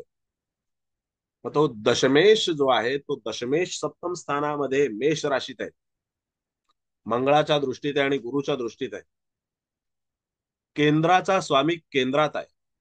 4 केंद्रस्थान आहेत: लग्नस्थान, चतुर्थ स्थान, सप्तम स्थान आणि दशम स्थान. ही केंद्रस्थान आहेत. बरोबर आहे. मग केंद्राचा जो स्वामी आहे तो केंद्रात आहे. दशम स्थानाचा स्वामी, दशम स्थान एक केंद्रस्थान आहे आणि त्याच दशम स्थानाचा स्वामी सप्तम स्थानात म्हणजे केंद्रस्थानामध्ये आहे. 4 केंद्रस्थानं आहेत. लग्नस्थान, चतुर्थ स्थान, त्यानंतर सप्तम स्थान आणि दशम स्थान, ही 4 केंद्रस्थान. हा एक त्याला बेनिफिट मिळालेला आहे, केंद्राचा स्वामी केंद्रात असणं. त्यानंतर तिथे ह्या चंद्राला ह्या दोनही ग्रहांकडून जे बळ मिळालेलं आहे, त्या राशीचं जे बळ मिळालेलं आहे, त्याच्यामुळे तो तिथे उद्योगी झालेला आहे. त्याच्यामध्ये त्याच्याकडे एक हिंमत तयार झालेली आहे, त्याच्याकडे एक तिथे असं उत्तम पद्धतीचं बळ तयार झालेलं आहे, एक आशावाद तयार झालेला आहे. आता जर समजा आपण विचार केला की कुलकर्णी साहेबांच्या म्हणण्यानुसार हा चंद्र वृषभ राशीमध्ये जर आला, तर वृषभ राशीमध्ये आल्याच्या नंतर तो चंद्र पहिला केतुयुक्त होऊन जाईल. मेष राशीची जी महत्वाकांक्षा आहे आणि मंगळाच्या सप्तम दृष्टीतली जी काही ऊर्जा आहे, ती ऊर्जा त्याच्यातून निघून जाईल. आणि गुरुचा सप्तम दृष्टीतला जो काही त्याच्यावरती होणारा ब्लेसिंग आहे, जो काही आशीर्वाद आहे, तो सुद्धा तिथून निघून जाईल. मग तो चंद्र येईल कुठे? तर तो चंद्र येईल त्याच्यामध्ये केतूच्या सोबत अष्टम स्थानात. चंद्राला सप्तम स्थान आवडतं, षष्ठ स्थान आणि अष्टम स्थान नाही आवडत. मग तो ज्या वेळेला अष्टम स्थानामध्ये येईल, त्यावेळेला आपण काय म्हणू, इथे चंद्र उच्चीचा आहे, तर इथे चंद्र उच्चीचा जरी असला राशीच्या अनुषंगाने, तरी पण ते स्थान त्याला योग्य नाहीये. जर ते त्याला स्थान योग्य नसेल, तरी सुद्धा त्याच्यामध्ये तिथे केतूच्या माध्यमातून येणारी भूमिका त्याला स्वीकारावी लागेल. महत्वाकांक्षा राहणार नाही, त्यागाची भूमिका अधिक होईल. महत्वाकांक्षा कमी राहील, लालसा कमी राहील आणि त्यागाची भूमिका अधिक होईल. मग जी त्यागाची भूमिका अधिकची होईल आणि त्याच्यावरती ज्या वेळेला तिथे मंगळासारखा ग्रह 8वी दृष्टी ठेवेल, त्यावेळेला माणसाची जी मानसिकता आहे, ती मानसिकता कशी तयार होईल, तर माणसाला मिळवायचं तर आहे, पण परिस्थिती अशी आहे, माणसाकडे महत्वाकांक्षा तर आहे. चंद्रावरती जेव्हा मंगळ पाहिल, पण गुरुची दृष्टी नसेल, चंद्रावरती जेव्हा मंगळ पाहिल अष्टमातल्या, त्यावेळेला अष्टमातला चंद्र ऑलरेडी भयभीत तर होईलच आणि मंगळाची दृष्टी असल्यामुळे त्या भीतीवर मात करण्याचा प्रयत्न करेल. त्या भीतीवर मात करण्याच्या प्रयत्नामध्ये अतिरिक्त धाडस करण्याचा प्रयत्न करेल आणि केलेलं अतिरिक्त जे धाडस आहे, ते कधीतरी अंगाशी येण्याचा सुद्धा त्याच्यामध्ये संभव तयार होईल. मग इथे उच्चीचा चंद्र काही कामाचा आहे का? राशीच्या अनुसरून नाही, कारण त्या चंद्राला स्थान योग्य मिळालेलं नाही. त्यात तो चंद्र केतुयुक्त आहे. केतूचं म्हणणं तर अगदी स्पष्ट आहे, तू माझ्यासोबत आहे तर माझ्या तू अनुषंगाने राहिलं पाहिजे. तू इतर ग्रहांचा ऐकू नको, तू तिथे मंगळाचा ऐकायला जाऊ नको, तू त्या वृषभ राशीचा ऐकायला जाऊ नको. माझ्या अनुषंगाने वागायचा, माझ्या अनुषंगाने राहण्याचा प्रयत्न कर, तर तुला यश प्रदान होईल. नेकी कर दर्या में डाल. अधिक लालसा करशील, अधिक तू त्याच्यामध्ये महत्वाकांक्षा ठेवशील, तर तुझ्या महत्वाकांक्षांना कसं मागे आणायचं आणि त्यांना कसा पीळ बसवायचा हे बरोबर केतूला माहिती असतं. मग केतू तशा पद्धतीचा ग्रह, मग तिथे हा फरक नक्कीच पडला असता. कुलकर्णी साहेब बोला. येस, अगदी बरोबर सर. म्हणजे माझा असाच अंदाज होता की असं कदाचित गोष्ट उद्भवेल आणि पत्रिकेत सगळे गणित फिरेल पत्रिकेचं. बिलकुल ते तुम्ही गणित. चांगला, हा, किती चांगलं समजून सांगितलं पहा तुम्ही. म्हणजे हाही अभ्यास पाहिजे ना सर, की हीच पत्रिका फक्त एक गोष्ट बदलल्याने केवढी बदलते. येस, बरोबर आहे. तुम्ही ज्या वेळेला पत्रिका पाहता, त्यावेळेला तुम्हाला हाही विचार करायला लागतो. असा ज्या वेळेला तुलनात्मक विचार जेव्हा आपण करण्याला तिथे प्राधान्य देतो, आपल्या मेंदूला चालना देतो, त्यावेळेला आपल्याला पुढची गणित पत्रिका सहज सुटत जातात, कारण आपण आपल्या मेंदूला चालना देतो. जे आहे तेच आपण घोकत बसत नाही, जे आहे तेच आपण घोकंपट्टी करत बसत नाही, मेंदूला चालना देतो. आता इथे चतुर्थातला शनी, मातेला त्रास होईल. अरे मातेला त्रास होईल ठीक आहे, पण त्या चतुर्थातल्या शनीने जबाबदारी पार पाडली. त्या चतुर्थातल्या शनीने दीर्घोद्योगाचा जो काही पिंड आहे तो घेऊन आलेला आहे, कारण तो मकर राशीचा आहे. आणि तोच चतुर्थातला शनी मागे पुढे कर्ज घ्यायला तिथे मागे पुढे पाहणार नाही. तो असा विचार करणार, नको नको कर्ज नको, नाही, तो रिस्क घेणार पैशाची. आणि हा मनुष्य 100% पैशाची रिस्क घेणार आहे. 100% कर्ज घ्यावं आणि पुढे व्यवसाय करावा, कारण त्याच्या लग्नी मंगळ आहे, लग्नी गुरु आहे. कर्ज घेण्याची इच्छा ही तो मकर राशीचा चतुर्थातला शनी, कारण शनी जेव्हा चतुर्थात असतो त्यावेळेला तो षष्ठ स्थानाला पाहतो, लग्न स्थानाला पाहतो, दशम स्थानाला पाहतो.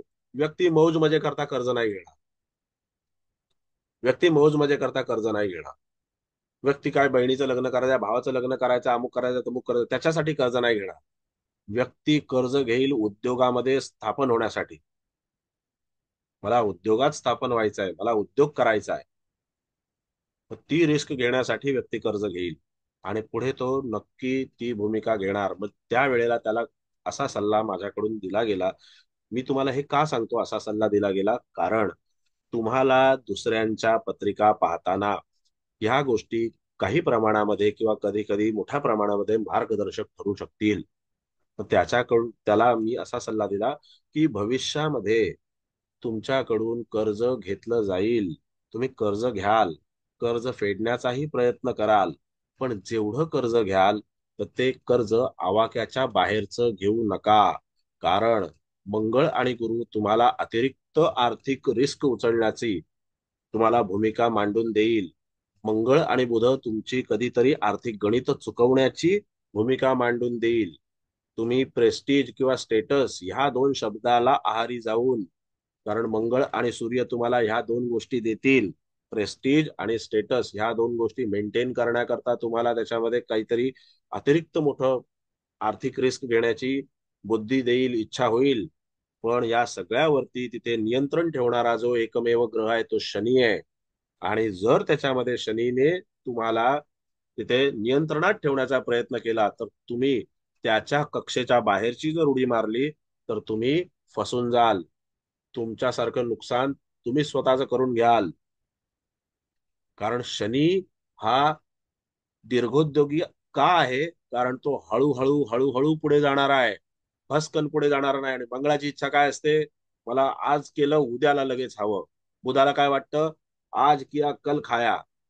तसं नाहीये. गुरुला पण काय वाटतं, मस्त प्रॉफिट मिळालं पाहिजे. पण शनीचं तसं नाहीये. शनी म्हणतो की तू हळूहळू पुढे जा. आणि इथे हा शनी जो आहे तो त्याच पद्धतीमध्ये बसलेला आहे. जेव्हा तो तिथे षष्ठ स्थानाला पाहतोय, दशम स्थानाला पाहतोय, त्या दशम स्थानाला सुद्धा त्यांनी नियंत्रणात ठेवलेलं आहे. अतिरिक्त मोठी उडी मारू नकोस. त्यानंतर तिथे त्या चार ग्रहांना सुद्धा लग्न स्थानाच्या त्यांनी नियंत्रणात ठेवलेलं आहे. मग ते जे काही त्याने नियंत्रणामध्ये ठेवलेलं आहे तर त्याची जी काही भूमिका आहे ती त्याला स्वीकारणं गरजेचं आहे. म्हणजे जरी मंगळ लग्नी, गुरु लग्नी, सूर्य लग्नी, बुध लग्नी, तरी सुद्धा शनी ग्रहाच्या एका दशम दृष्टीमध्ये त्याने सगळ्या ग्रहांना आणि त्या लग्न स्थानाला जर तिथे नियंत्रणात ठेवलेलं असेल तर त्याला शनीचं ऐकणं गरजेचंच आहे. आगाऊपणा करून चालणार नाही. मग त्याला हे जेव्हा सांगितलं आणि त्याला हेही सांगितलं की हे वाक्य लिहून ठेव बाबा किंवा रेकॉर्ड कर, कारण तुला भविष्यामध्ये हे वाक्य मार्गदर्शक ठरेल. तू म्हणशील की मी आता ज्या वेगाने पुढे चाललोय, कारण वेग हा पकडणार, त्याला नशीब साथ देणार, त्याला बुद्धी साथ देणार, त्याला चांगले लोक भेटणार, कारण त्याच्यामध्ये सप्तमात चंद्र आहे, त्याला चांगले लोक भेटणार. तुळेचा गुरु आहे, तुळेचा सूर्य आहे, तुळेचा बुध आहे. नक्की नामांकित चांगले जे काही प्रेस्टिजियस पीपल्स आहेत ते त्याला भेटणार, हे नक्की आहे. मंगळ आहे, तो सुद्धा त्यांच्या पद्धतीने वावरण्याचा राहण्याचा प्रयत्न करणार, हेही नक्की आहे. पण तिथे शनीला विसरून चालणार नाही, की ज्या वेळेला तू तिथे शनीला विसरशील, शनी तुला तिथे तू 25व्या वरती असशील, तिथे तुला 15व्या पायरीवरती घेऊन येईल. कारण तुला चढायच्या 100 पायऱ्या, 75 पायऱ्या बाकी आहेत. किती मोठा प्रवास आहे. हळूहळू हळूहळू पुढे जा. दरवेळेला मंगळाची भूमिका चालणार नाही. शनीचं नियंत्रण तुला मान्य करावंच लागेल. आणि जर तू शनीचं नियंत्रण मान्य करशील तर तुला त्याच्यामध्ये बुध चांगल्या पद्धतीने कार्यरत होईल, कारण तुझ्या लग्नी बुध आहे, तो चांगल्या पद्धतीने कार्यरत होईल.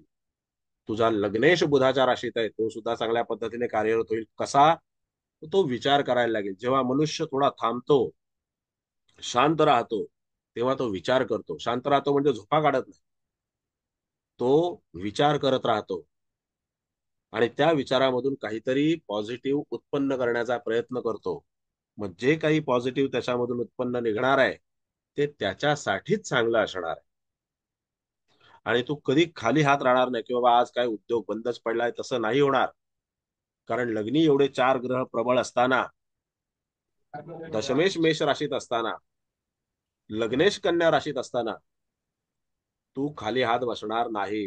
काही ना काहीतरी करत राहणार. तुझं जे कामकाज आहे ते पुढे जात जाणार. पण तुला कशा पद्धतीने पुढे गेलं पाहिजे, हळूहळू पुढे गेलं पाहिजे.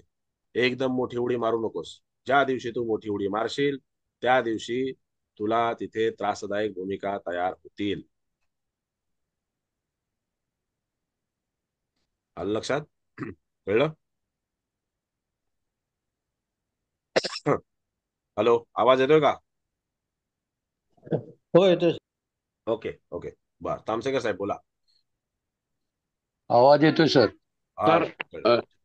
हे जे काही ग्रहमानाची स्थिती सध्याची कुंडलीनुसार आहे, लग्न कुंडलीनुसार, हा, या ते ते एकदम व्यवस्थित समजलं ते. पण आता हा गोचरीच्या शनी आता षष्ठ स्थानातून भ्रमण करेल, त्यावेळेस त्याची दृष्टी केतूवर पडते. तर हा. म्हणजे याला म्हणजे काही अपेक्षा न ठेवता काम करावं लागणार आहे, हे ते नक्की आहे. आणि थोडं बहुत कर्ज सुद्धा घ्यावं लागतंय. थोडंसं अडचणीचं राहील असं मला वाटतं. बरोबर आहे का सर? बरोबर आहे. ज्या वेळेला तिथे षष्ठ स्थानातून आता शनी महाराज भ्रमण करतील तर त्यावेळेला तिथे त्याला कर्जाची इच्छा होईल. कारण त्याला एक्सपान्शन करायचंय, त्याला पुढे जायचंय, त्याला मोठं व्हायचंय. म्हणून मी काय सांगितलं की बाबा तू मोठ्या प्रमाणामध्ये उडी मारू नकोस. हम्म. तुझ्या आवाक्याच्या बाहेरचं कर्ज उचलू नकोस. बरोबर. बरोबर आहे. हो हो. त्या सगळ्या गोष्टी, कर्ज वगैरे या सगळ्या गोष्टी मॅनेज करणं, त्याच्यासाठी त्याच्याकडे तशा प्रकारचे आर्थिक सल्लागार पण तयार होतील. कारण लग्नी गुरु आहे, लग्नी बुध आहे. बरोबर आहे. हम्म. हो. पण तू जर मोठ्या प्रमाणामध्ये वाटेल तशी रिस्क घ्यायला लागशील तर मग कुठेतरी शनी चाप आवळणार. शनी कायद्याचा कारक आहे. शनी बंधनात आणणार आहे. कुटुंब स्थानावर दृष्टी येते ना सर त्याची, म्हणजे कालपुरुषाच्या कुंडलीचा वृषभ रास म्हणजे थोडस मग ज्या वयस्कर. वेळेला तिथे हा वृषभ हा. राशीवरती किंवा अष्टम स्थानावरती दृष्टी येईल त्यावेळेला तिथे ऑलरेडी त्याचं वृषभ राशीमध्ये केतू आहे. जेव्हा वृषभ राशीमध्ये केतू असेल तर त्यावेळेला हा जबाबदाऱ्या पार पाडणारा माणूस आहे, पण कुटुंबामध्ये अडकून राहणार नाहीये. अजूनही याचं लग्न नाही झालं त्याच्यामुळे तशी जबाबदारी त्याला नाहीये. त्याचा विवाह नाही झालेला त्याच्यामुळे त्याला तशी काही जबाबदारी नाही किंवा माझे मुलं आहेत, बायको आहे, अमुक आहे तमुक आहे, तर तशी काही त्याला जबाबदारी नाही. पण जे काही आई वडील आणि एक बहीण अशी काही त्याला जी जबाबदारी आहे तर ती जबाबदारी तो व्यवस्थित पार पाडेल. पण हा कुटुंबाच्या बाबतीमध्ये जर आपण विचार केला तर तो वृषभेचा जो काही केतू आहे हा त्याला कुटुंबाच्या बाबतीमध्ये असं खूप मोठी अटॅचमेंट ठेवू देत नाही. आणि अटॅचमेंट जर याने ठेवली तर त्या अटॅचमेंटला तिथे केतू सारखा ग्रह अशा पद्धतीने तिथे ट्रीट करतो की तू जास्त अटॅचमेंट ठेवली की तुला जास्त तिथे त्रास होईल. हा, तू बरोबर. जेवढं विरक्त राहशील तेवढा तू प्रगती करत राहशील. तू तुझी कर्तव्य बजाव, कर्तव्य बजावून पुढे जा. करेक्ट आहे. Yes sir, thank you. हं? आणि आता हाच जो शनी तुम्ही म्हणालात की जो तिथे षष्ठ स्थानातून भ्रमण करणार आहे तो लग्नेशाला सुद्धा पाहणार आहे. हो बरोबर आहे. मग हो जी हो. याची बहीण आहे, कदाचित हम्म. त्या बहिणीची आता पत्रिका काय आपण पाहिली नाही, याचीच पत्रिका पाहिलेली आहे. बहिणीच्या बाबतीतलं जे काही कर्तव्य आहे ते याला या वर्षी पार पाडावं लागेल किंवा पुढच्या येत्या 2 वर्षामध्ये, 2.5 वर्षामध्ये त्याला ते पार पाडावं लागेल जेव्हा शनी महाराज मीन राशीमध्ये येतील त्यावेळेला. कारण हो शनी हो. हा त्याच्यामध्ये जबाबदारी पार पाडणारा ग्रह आहे. आणि शुक्र येस म्हणजे सर. बहीण. मग हो. कदाचित बहिणीचा विवाह वगैरे ह्या ज्या काही गोष्टी आहेत तर त्याच्यामध्ये त्याला तिथे त्या गोष्टी करणं गरजेचं आहे आणि तो ते करणार हम्म. आहे का. त्यानंतर त्याला तिथे आर्थिक टंचाई जी आहे ती आर्थिक टंचाई त्याचं जे आवक आहे त्यापेक्षा थोडीशी जावक वाढेल आणि त्याला आर्थिक टंचाई जी आहे ती थोडीशी त्याला तिथे त्रासदायक ठरेल. त्यानंतर त्याच्या कार्यक्षमतेमध्ये अशा पद्धतीने फरक पडेल की शनी महाराज ज्या वेळेला तिथे लग्नेशाला पाहतायत, शनी महाराज जेव्हा तिथे लग्नेशाला पाहतायत त्यावेळेला ते लग्नेशाला ताक सुद्धा फुंकून फुंकून पिण्यासाठी मजबूर करणार, हम्म. सावकाश पद्धतीने पुढे जाण्यासाठी मजबूर करणार. दुसरा भाग असा आहे, दुसरा भाग असा आहे की ज्या वेळेला तिथे षष्ठ स्थानामध्ये शनी आहे, तर त्यावेळेला याने तिथे काही कायदेशीर बाबी किंवा काही कायदेशीर गोष्टी आहेत, ह्या गोष्टींपासून थोडंसं सावध राहणं, वाचून राहणं, त्या हा. बाबतीमध्ये काहीतरी गोष्टी ज्या आहेत त्याची काळजी घेणं, आपल्या हातून काही चुकीच्या गोष्टी घडणार नाहीत याची काळजी घेणं गरजेचं आहे. हो sir. Yes okay. Sir. Thank you. Thank you. Yes. बोला, आणखीन काय कोणाला विचारायचं आहे, बोलायचं आहे? सर आवाज येतोय माझा? हो, येतोय. हा हा. इथे चंद्राच्या दशमात, चंद्रापासून दशम स्थानात शनी आहे मकर राशीत. हा. त्यामुळे त्याला व्यवसायाची आवड निर्माण झाली आहे. काय म्हणालात? अ, चंद्रापासून दशम स्थानात शनी आहे ना मकर राशीत, हा. म्हणून तो व्यवसाय करेल असं आपण म्हणू शकतो. मॅडम, म्हणजे आतापासून मी हा आतापर्यंत जे लेक्चर दिलं तर हा त्याच्यामध्ये हा तुम्ही ते ऐकलं का? हा. तर मध्येच माझं जरा हे झालं होतं, बरं. नेटवर्क मी गेल्यासारखं, बरं, त्यामुळे. मी तुम्हाला आता थोडक्यात सांगतो, तुम्ही जेव्हा हा रेकॉर्डिंग येतील तेव्हा पुन्हा ऐका, कारण हा थोडंसं रेकॉर्डिंगचा ना माझा प्रॉब्लेम झालेला आहे. हा हा. युट्यूबला व्हिडिओ जो आहे तो त्याच्यामध्ये हं. तुम्हाला पाठवले की काहीतरी प्रॉब्लेम होतोय. तसं ते काय होतं ते मला एखादा जाणकार व्यक्तीला विचारायला पाहिजे, ते मी हे करीन. पण आता तुम्हाला एक थोडक्यात मी सांगतो गोष्ट. हा. मघाशीच मी सगळी भूमिका समजावून सांगितली की हा मनुष्य व्यावसायिक का. चंद्रापासून दशम स्थानामध्ये शनी आहे म्हणून तो व्यावसायिक आहे, हे गणित चुकीचं आहे. पहिला भाग. याचा आणि या गोष्टीचा काही संबंध नाही. सगळ्यात पहिला म्हणजे लग्नीचा मंगळ, लग्नीचा गुरु, लग्नीचा बुध, लग्नीचा सूर्य. मग त्यामध्ये बुध हा व्यवसायाचा कारक आहे, मंगळ हा त्याच्यामध्ये पूर्णपणे स्वतः कुणाकडेही नोकरी न करता किंवा त्याच्यामध्ये स्वतः त्याच्यामध्ये उत्तम रीतीने पुढे जाणारा आहे, कार्यक्षम ग्रह आहे, कार्यरत ठेवणारा ग्रह आहे. त्यानंतर गुरु आहे, गुरु भाग्याचा कारक आहे. गुरु बुध आहे, जे करेल बुध त्या बुधाला तो तिथे व्यवस्थित यश देणार आहे, कारण बुध भाग्यश आहे आणि गुरु स्वतः भाग्याचा कारक आहे. त्यानंतर सूर्य आहे, सूर्यासारखा प्रेस्टिजियस ग्रह आहे तिथे. राजासोबत तिथे कोण आहे तर बुध, राजासोबत गुरु आहे, राजासोबत मंगळ आहे.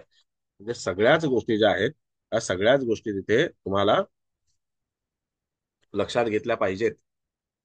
बरोबर आहे. त्यानंतर दशमेश, दशमेश जो आहे तो दशमेश कोण आहे? चंद्र आहे. आणि तो चंद्र कुठे आहे? तर चंद्र त्याच्यामध्ये मेष राशीत आहे. केंद्राचा स्वामी केंद्रात आहे, दशम स्थानाचा स्वामी मेष राशीत आहे, मंगळाच्या गुरुच्या समसप्तकात आहे. त्याच्यामुळे तो व्यावसायिक झालेला आहे. त्यानंतर लग्नेश जो आहे तो त्याचा कन्या राशीमध्ये आहे, त्यामुळे तो व्यावसायिक झालेला आहे. चंद्राच्या दशमामध्ये शनी आहे म्हणून तो व्यावसायिक झालेला नाही.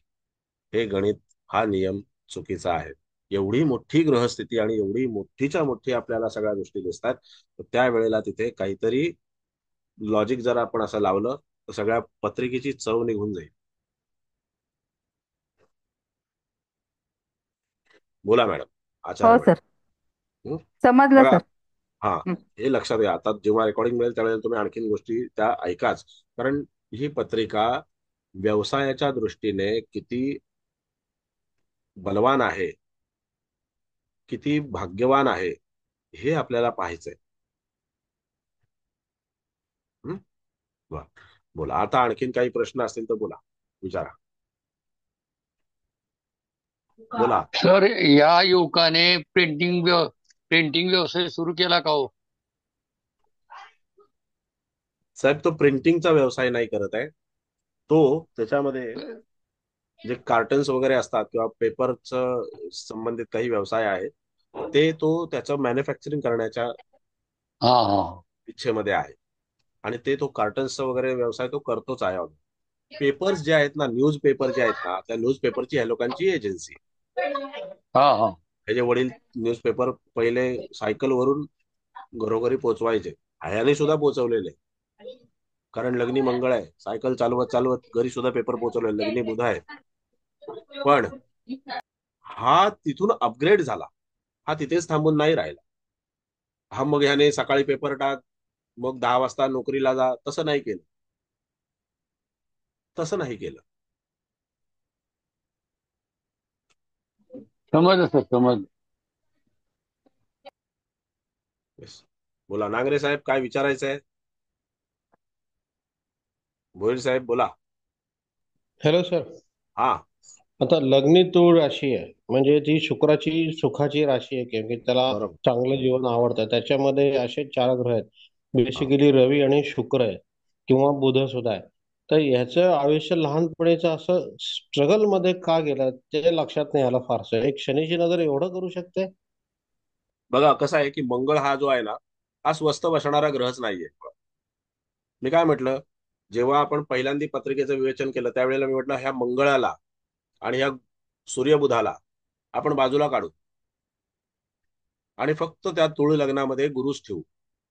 तुळ लग्न, लग्नी गुरु, लग्नेश कन्या राशीमध्ये व्यक्ती थोडासा विलासी वृत्तीचा, आरामदायी वृत्तीचा, हुशार पण आरामदायी वृत्तीचा असा झालाच असता. आपला फायदा ओळखून इतरांना आपल्यासाठी कामाला लावणारा झालाच असता.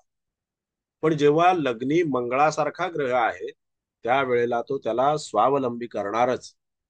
तो त्याला त्याच्यामध्ये इतरांवरती अवलंबून ठेवणार नाही. तो म्हणणार मी कशाला इतरांवरती अवलंबून राहू, माझ्या हातात पायात बळ दिलंय परमेश्वराने, तर मी त्याचा वापर करणार. त्यानंतर लग्नी रवी आहे, लग्नी बुध आहे, मग तिथे तो त्याचा अधिकार दाखवणार. तिथे बघा 3 ग्रह जे आहेत ना ते अधिकारी ग्रह आहेत. 3 ग्रह लग्नामध्येच अधिकारी ग्रह आहेत, सूर्य, गुरु आणि मंगळ. हे 3 अधिकारी ग्रह जर लग्नामध्ये आहेत तर तो त्याच पद्धतीने काम करणार, त्याच पद्धतीने पुढे जाणार. मग तो गुरु कितीही आरामदायी असला तरी सुद्धा मंगळ त्याला स्वस्थ बसू देणार नाही. त्यात त्याची राशी स्वतःची मेष आहे. त्याची राशी जी आहे स्वतःची ती मेष आहे आणि त्याचा लग्नेश हा कन्या राशीत आहे. म्हणजे माणसाला पहिल्यापासूनच व्यवहार ज्ञान प्राप्त आहे की मी माझ्या फायद्याचं कसं ओळखेन आणि त्याच्या बाबतीमध्ये मी कसा पुढे जाईल.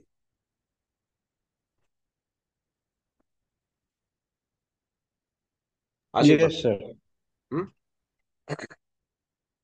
तुम्ही आणखीन काय विचारलं होतं बोला कुलकर्णी साहेब.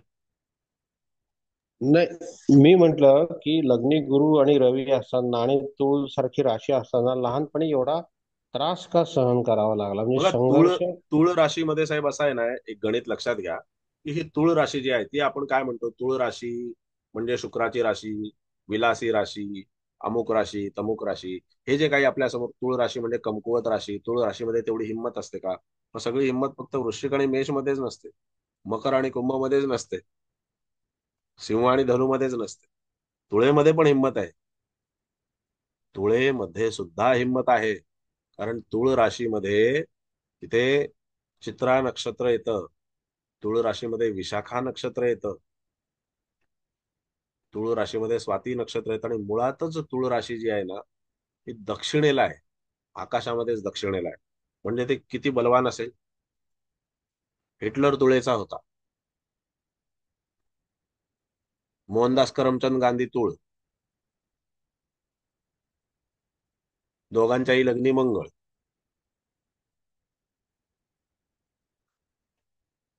म्हणजे तूळ राशी ही स्वतः बलवान आहे. बिलकुल बलवान आहे तुळ राशी. आपल्याकडे कसं आहे की काही शिक्षकांनी, काही ज्योतिषांनी तुळ राशी म्हणजे खूप, तुळ राशीमध्ये काय हिंमत असते का? एक शिक्षक मला नेहमी असं, मला बघितला की तो नेहमी म्हणायचा तर मी तुळ लग्नाचा, त्यामुळे तो मला नेहमी नेहमी असं माझ्यासमोर कधी बोलून दाखव. तुळ लग्नामध्ये तेवढी हिंमत नसते. तुळ लग्न तसं नसतं. तुळ लग्न एवढं असं काही तेवढं बलवान लग्न नाही, असं नाही, तसं नाही. साधारणतः एक 6 महिन्यामध्ये तुळ लग्नाचं बळ काय असतं ते दाखवून दिलं. 6 महिने पण नाही, तुळ लग्न काय चीज असते दाखवून दिलं. बॅलन्स कसा करता येतो, तराजू कसा भरता येतो आणि कसा रिकामा करता येतो दाखवून दिलं. हो, हो, हो, हो.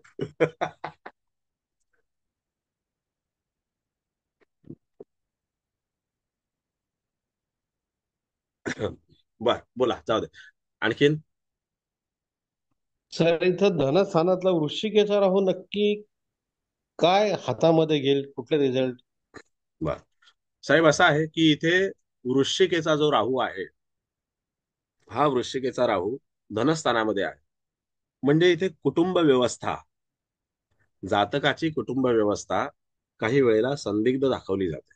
आता त्याने त्याच्या कुटुंबाच्या बाबतीमध्ये किंवा त्याच्या कुटुंब व्यवस्थेच्या बाबतीमध्ये तिथे काही जास्ती भाष्य केलेलं नाहीये. त्याने केवळ जे भाष्य केलं तर ते आपल्याकडे त्याच्या प्रगतीला अनुसरून आणि त्याची जी काही महत्वाकांक्षा आहे त्याला अनुसरून. अजून ती मी महत्वाकांक्षा तुम्हाला सांगितली नाही, पण त्याच्याबद्दल आपण अजून चर्चा करूच.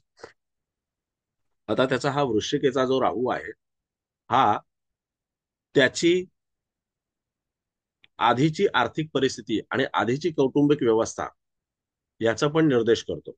म्हणजे याच्या राहू आणि केतूकडे जर आपण पाहिलं, वृषभ राशीतला राहू पाहिला, जी कालपुरुषाच्या कुंडलीमध्ये, वृषभ राशी जी कालपुरुषाच्या कुंडलीमध्ये धनस्थानाचं नेतृत्व करते, म्हणजेच कुटुंब स्थानाचं नेतृत्व करते, त्या केतूमुळे त्याच्या कुटुंबामध्ये स्त्री तत्व जे आहे ते त्याच्यामध्ये त्रासामध्ये असणं, त्रासदायक भूमिका सहन करणं, किंवा स्त्रीला खूप काही गोष्टींचा, सुखाचा, अनेक काही गोष्टींचा त्याग करावा लागला. कारण वडिलांची परिस्थिती फार काही मोठी नव्हती, आर्थिक परिस्थिती एवढी जबरदस्त नव्हती की त्यांनी तिथे मुलांना खूप चांगल्या प्रकारे ट्रीट केलं असेल किंवा आपल्या कुटुंबाला त्यांनी खूप हौसमौस करवली असेल, अशातलं काही नव्हतं. पण माणूस सरळ मार्गी होता. त्याच्यानंतर तिथे तो एक निर्देश झाला. त्यानंतर वृश्चिकेचा जो केतू आहे, वृश्चिकेचा सॉरी जो राहू आहे, आता हा वृश्चिकेचा राहू ज्या वेळेला तिथे धनस्थानामध्ये आहे, तेव्हा त्यांच्या कुटुंबामध्ये काही ना काहीतरी अशा गोष्टी दर्शवल्या जातात की ज्या गोष्टी तिथे त्यांना त्रासाला कारणीभूत ठरल्या, ज्या गोष्टी आपल्याला सहज रीतीने समजत नाहीत, सहज रीतीने आकलन होत नाहीत, काही वेगळ्या शक्तींच्या माध्यमातून किंवा वेगळ्या गोष्टींच्या माध्यमातून त्याला तिथे त्रास देण्याकरता काही जी पावलं उचलली असतील किंवा त्याच्या वडिलांना त्रास देण्याकरता, त्याच्या कुटुंबाला त्रास देण्याकरता काही पावलं उचलली असतील, तर तशी काही संदिग्ध परिस्थिती तिथे दाखवली जाते. दुसरं म्हणजे याला सुद्धा, आता ह्यांचं कुटुंब जे आहे, या लोकांचं 4 लोकांचं कुटुंब आहे, आई वडील, तो आणि त्याची बहीण, कारण अजून विवाह झालेला नाही. मग त्यामध्ये तिथे कोणीतरी असे लोक असतील, कोणीतरी असे लोक असतील की ते याला पुढे जाण्यापासून थांबवण्यामध्ये तिथे स्वारस्य मानत असतील आणि तिथे काही ना काहीतरी तशा गमती जमती करण्याचा प्रयत्न करतील. पण हा वृश्चिकेचा जो राहू आहे आणि तो त्याच्या धनस्थानामध्ये आहे, हा त्याला काय बेनिफिट देईल? तर राहू हा आपल्या कुटुंबातले किंवा आपल्या गोतावळ्यातले जे काही गुप्तशत्रू आहेत किंवा जे काही गुप्तशत्रू असतील, त्यांचा राहूच्या माध्यमातूनच, कारण तो वृश्चिकेचा आहे, त्यांचा राहूच्या माध्यमातूनच तो तिथे नाश करेल. त्यांना कळूही देणार नाही, अशा पद्धतीने तो कामकाज करेल. पण त्याच्याकरता अजून थोडा काळ जायला हवा, कारण ह्याच्याकडे ज्या ज्या भूमिका आहेत त्या शुक्राच्या, बुधाच्या, मंगळाच्या, गुरुच्या, जेव्हा हा शनीची भूमिका स्वीकारेल, शनीची भूमिका म्हणजे काय, की ज्या वेळेला तिथे याच्या लग्नस्थानावरती आणि लग्नस्थानातल्या असणाऱ्या ग्रहांवरती ज्या वेळेला शनीची दृष्टी आहे, तेव्हा शनीची अलिप्तता आणि संयम जेव्हा हा शिकेल, त्यावेळेला तो राहू त्याच्याकडून कार्यरत होईल. आपले कुटुंबातले हितशत्रू शोधून काढणे आणि त्यांना तांदळातल्या खड्यासारखं बाजूला टाकणे, ही भूमिका तो शोधून घेईल. त्यानंतर लग्नी गुरु आहे, लक्षात घ्या, लग्नी गुरु आहे आणि अष्टम स्थानामध्ये केतू सारखा ग्रह आहे आणि कालपुरुषाच्या कुंडलीमध्ये अष्टमात येणारी राशी, वृश्चिक राशी, त्याच्यामध्ये राहू आहे. पण ज्या वेळेला अशी स्थिती आहे, त्यावेळेला जर ही व्यक्ती अध्यात्म या गोष्टीकडे, आपल्या समस्या सॉल्व्ह करण्याकरता, आपल्या समस्या सोडवण्याकरता जर ही व्यक्ती त्याच्यामध्ये अध्यात्माकडे वळली, जसं की आता त्याला जे काही आध्यात्मिक मार्गदर्शन केलेलं आहे, तर त्याच्यामध्ये जर त्यांनी थोडीफार प्रगती जरी केली, अगदी नाही म्हणायला, ह्याने केवळ पुढची 2-2.5 वर्ष जरी त्याने उत्तम रीतीने त्या नियमांचं पालन केलं, तरी सुद्धा हा मनुष्य तिथे, तरी सुद्धा जो आहे हा मनुष्य तिथे पुढे जाऊन त्या राहूच्या अनुषंगाने काही उपासना करू शकेल, काही गोष्टी आत्मसात करू शकेल आणि आपल्या भविष्याला योग्य तो मार्ग दाखवू शकेल.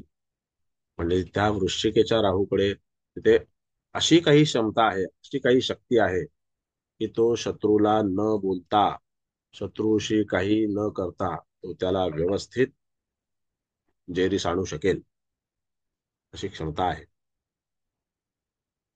वृश्चिकेचा राहू हा जातकाला गूढ तत्वाच्या ज्ञानापासून कधीही वंचित ठेवणार नाही. त्याला तो त्या गूढ तत्वाच्या ज्ञानसागरामध्ये घेऊन जाणार. त्याला तो डोह त्याला दाखवणार की हा तत्वाच्या ज्ञानाचा किंवा गूढ तत्वाच्या दुनियेचा डोह आहे. हा बघ, हा कसा असतो. तुझी इच्छा झाली तर त्याच्यामध्ये उडी मार, तेवढीच उडी मार जेवढं तू त्याच्यामध्ये खोलवर जाऊ शकशील आणि परत वर येऊ शकशील. आणि हा कन्येचा आहे, त्याच्यामुळे हा स्वतःच्या फायद्याकरता आणि चिकित्सेकरता आणि माहिती मिळवण्याकरता हा त्या मार्गाला निश्चितपणे जाणार. दुसरं म्हणजे लग्नी गुरु आहे, म्हणजे ब्लेसिंग आहे. लग्नी सूर्य आहे, ब्लेसिंग आहे.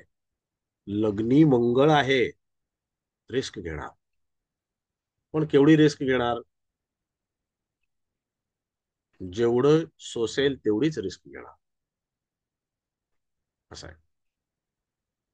सर, अजून एक ह्याचा अर्थ असा पण निघतो, म्हणजे निघतो का सांगा मला, की हा आता स्वतः हा समजा त्याच्यातला काही शिकला नाही, परंतु अशा व्यक्तींच्याकडनं सल्ला घेतला की जे ह्याच्यातले माहेर आहेत हा. आणि तज्ञ लोक आहेत, आणि जेव्हा तो राहूचे गुणधर्म स्वतः ऍक्सेप्ट करेल की आपण आता ते उपयोगात आणू, तेव्हा याची प्रगती आणखीन चांगली होईल का? बिलकुल.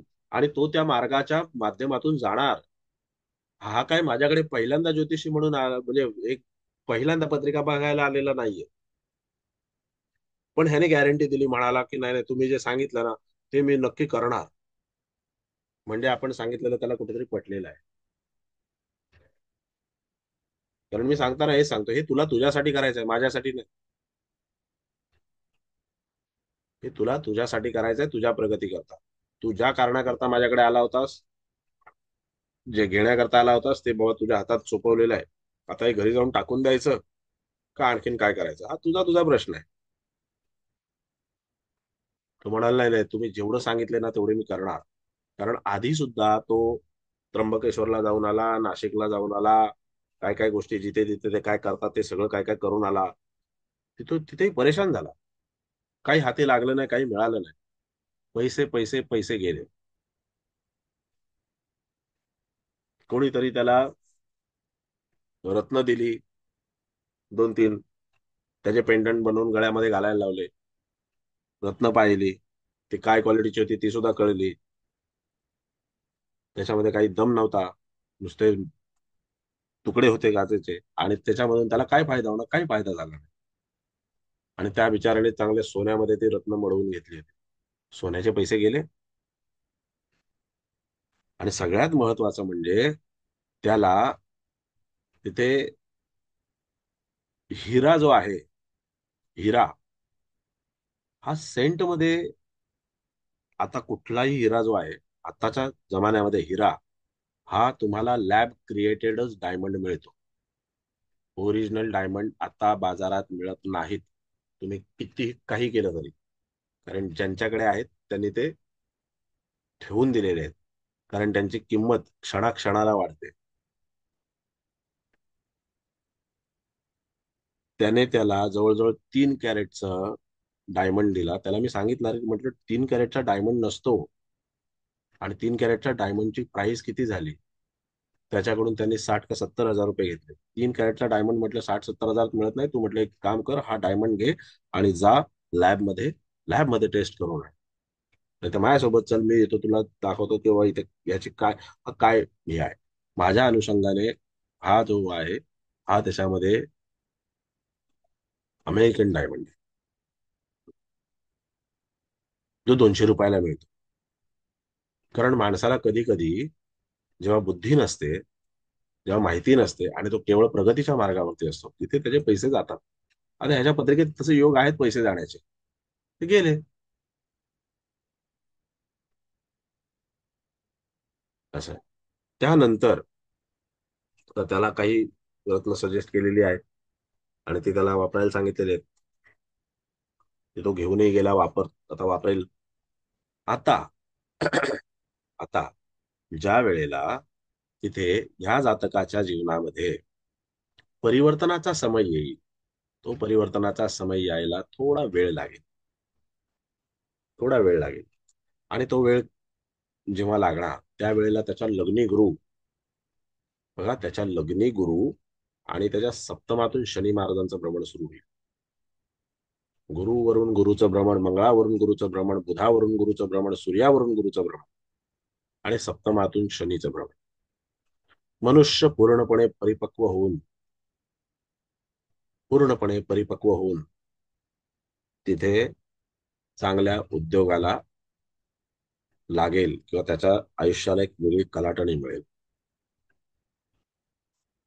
असे होप्स आहेत या पत्रिकेमध्ये.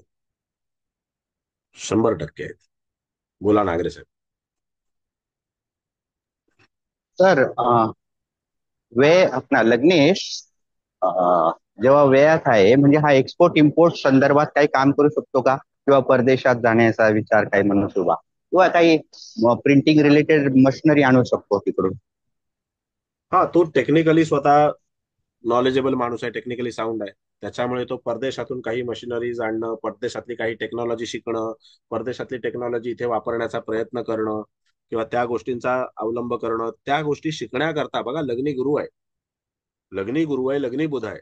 ती गोष्ट शिकण्याकरता केवळ परदेशात जाणं, तिथे परदेशामध्ये राहून त्या गोष्टी शिकणं आणि परत तिथे येणं. मग त्यासाठी काय 10-10 वर्ष राहायला लागत नाही. ती टेक्नॉलॉजी शिकण्याकरता शॉर्ट टर्म मध्ये तो गेला, परत आला, मग इथे त्यांनी त्याचा व्यवसाय सुरू केला. अशा सगळ्या गोष्टी तो करू शकतो, अगदी नक्की करू शकतो.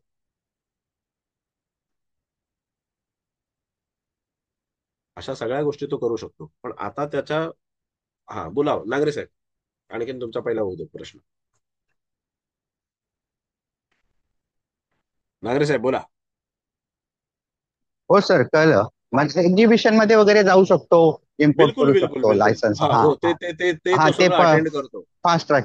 अच्छा, हा. ते तो कारण तिकडे सगळं गुरु अटेंड करतो. मॅनेजमेंट, हा, सूर्य पण मॅनेजमेंट करणार आहे, हा, मॅनेज चांगलं करू शकतो. कारण बघा, त्याच्यामध्ये एक गोष्ट अशी आहे की याच्या लग्नी आहे मंगळ, त्याला टेक्निकल गोष्टींची आवड आहे, त्याच्याकडे आत्ताही ज्या वेळेला पाहिलं तर त्याच्याकडे तिथे 3 फोन होते आणि तिन्ही फोन खऱ्या अर्थाने स्मार्ट म्हणावेत असे फोन होते.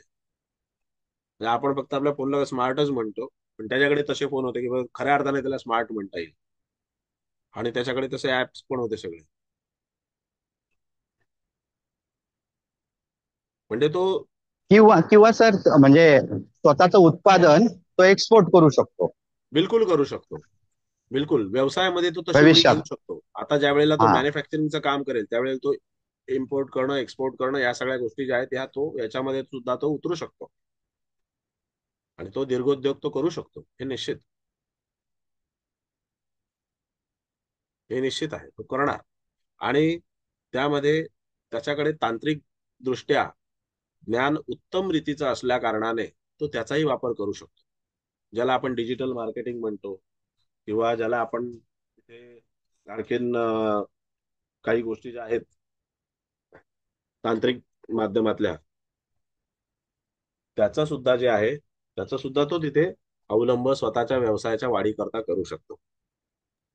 सर, फूड पॅकेजिंग मध्ये जी हा प्रिंटिंग लागते किंवा जे मटेरियल लागतं पेपरवरच, हा हा म्हणजे आता हा कोरटगट ठीक आहे, पण त्याच्यात सुद्धा हा उद्या उतरू शकतो. लग्नी गुरु आहे फूडच्या पॅकेजिंग मध्ये. फूड, बरोबर, आणि करेक्ट करेक्ट. आणि हा, बोला बोला. शुक्र प्रिंटिंग संदर्भात काम बुध करतो. बुध शिवाय त्याला प्रिंटिंग आणि शुक्र ड्रॉइंग डिझायनिंग. ड्रॉइंग डिझाईन, आणि त्याला लक्झरियस टच, म्हणजे हा चांगलं पॅकेजिंग, हा, म्हणजे बरोबर, जरा करेक्ट. म्हणजे इम्प्रेसिव्ह ब्रँड. पॅकेजिंग, ब्रँडेड असा. हा त्याला हा जरा म्हणजे नॉर्मल असं कोरुगेटेड साधं वाटतं, हा त्याला जरा लॅमिनेशन वालं किंवा हा, असं काही वेगळं लुक देणारा, बरोबर सिल्वर गोल्ड टच वाला, बरोबर त्या गोल्डन बरोबर लेटर्स वगैरे असतात, असे एम्बॉसिंगचे वगैरे, असे काही बरोबर प्रकार तो करू शकतो असं बरोबर. वाटतं मला. जसं आता फिल्म इंडस्ट्रीमध्ये एक शब्द आहे बघा, पब्लिसिटी डिझाईन. बरोबर आहे. आता तुम्ही सुद्धा इंडस्ट्रीशी संबंधित काम केलेलं आहे, तर तुम्हाला हा शब्द माहिती असेल. हो पब्लिसिटी सर, हो डिझाईनिंग सर. हा एक शब्द आहे आपल्याकडे. तर तो जो काही शब्द आहे, तर आता जे काम पब्लिसिटी करण्याकरता आता डिजिटल पब्लिसिटी आहे. पहिल्यासारखे आता काही पोस्टर्स वगैरे असला काही भाग राहिलेला नाही. पण तरी सुद्धा स्टँडीज कुठे ना कुठेतरी लागतात. कुठे ना कुठेतरी काही गोष्टी ज्या आहेत त्या प्रिंट केलेल्या गोष्टी तिथे असतात.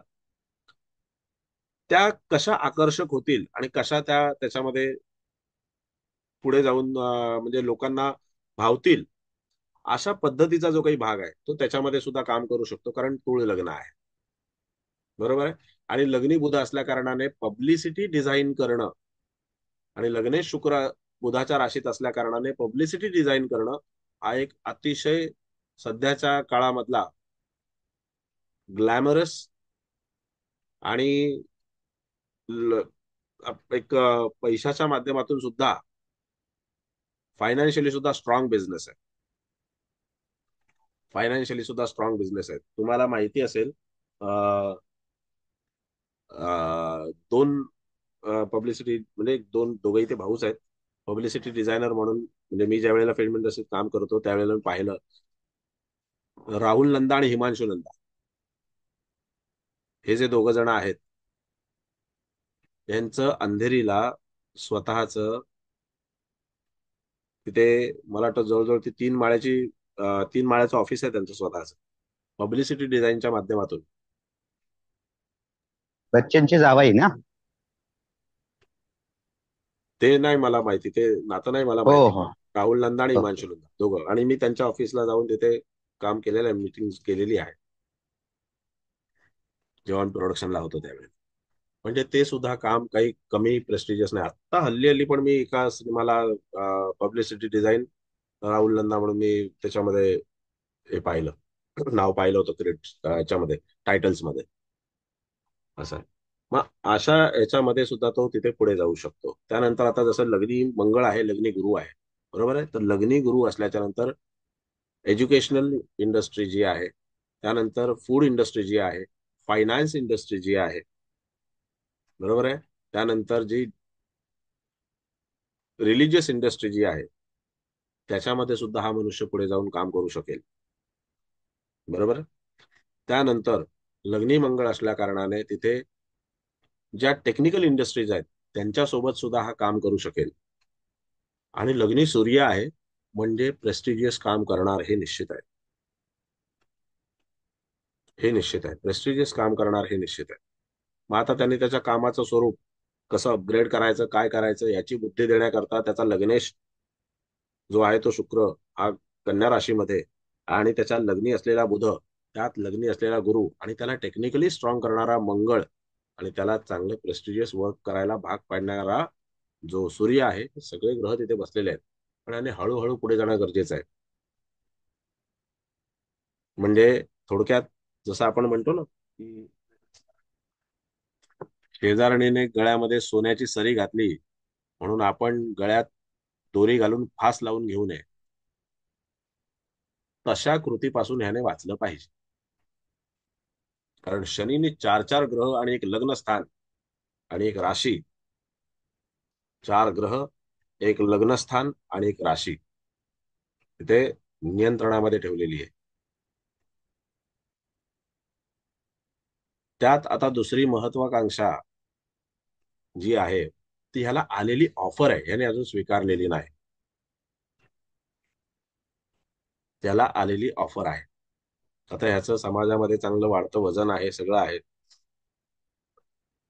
तर त्याला तिथे तो ज्या समाजामधला ज्या ज्ञातीमधला आहे त्याला तिथे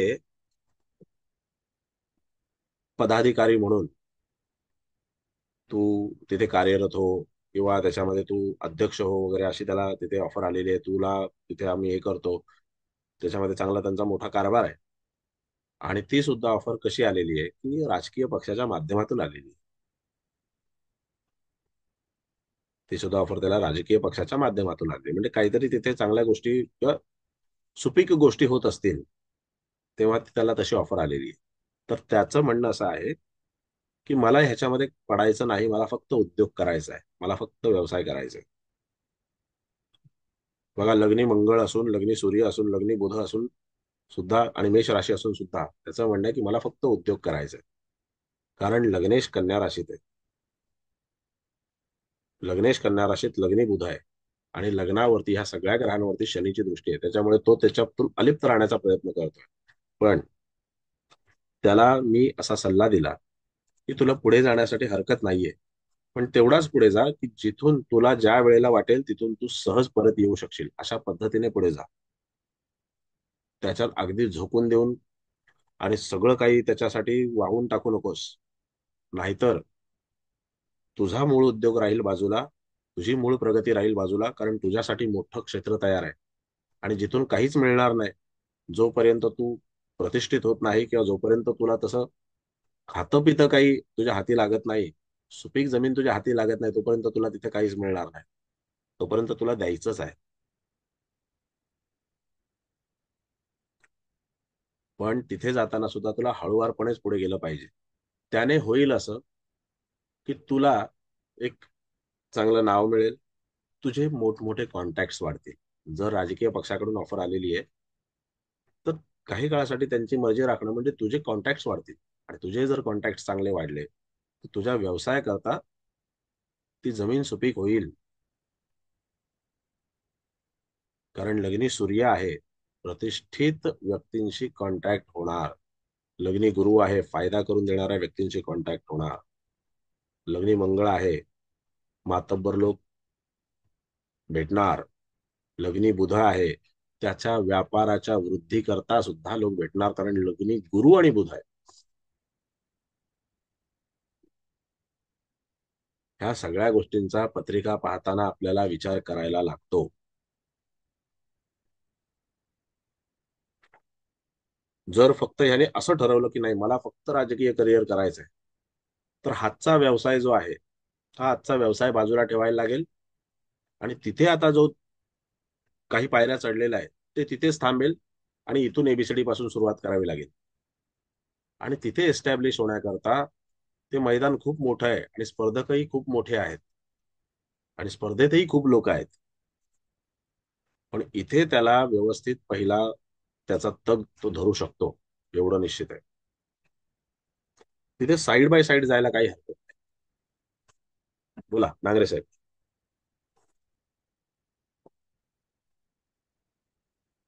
हॅलो हॅलो. हा सर, हा येत आहे, कळालं सर. बर ठीक आहे. बोला आचार्य धन्यवाद. मॅडम. हा बोला बोला नांगरे साहेब, काय म्हणताय? नाही, धन्यवाद म्हणालो सर. बर ठीक आहे. हा आचार्य मॅडम सर बोला. सर एक सर, सॉरी सर.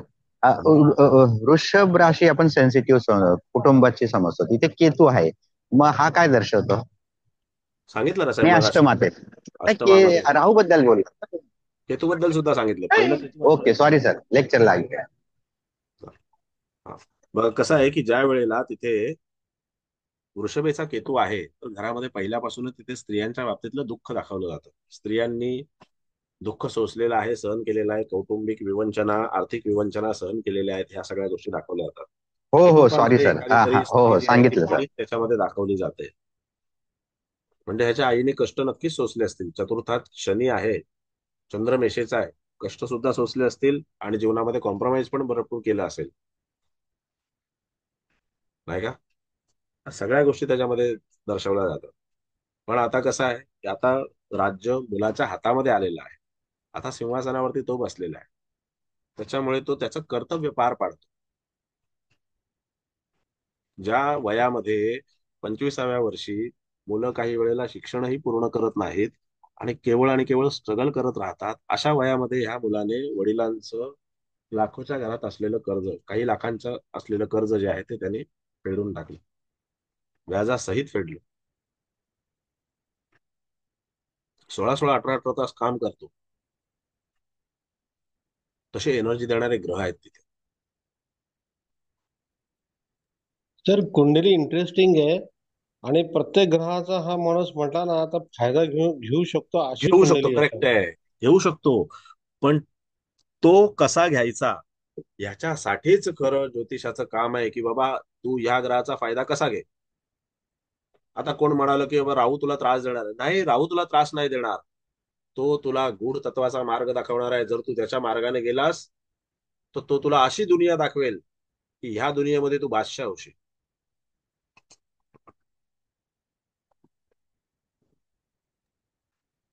सर नमस्कार. हा, बोला मॅडम. हा, याचा याचा अजून विवाह झालेला नाही तर तर कधी योग येईल ते कसं बघायचं? बर, आता मॅडम असं आहे की विवाहासाठी हा म्हणजे ह्यानी प्रश्नच काढला नाही विवाहाचा पहिला भाग. लक्षात घ्या. आता विवाह करण्याची इच्छा नाहीये का, तर तसं नाहीये. असेल विवाह करण्याची, आहे सुद्धा विवाह करण्याची इच्छा.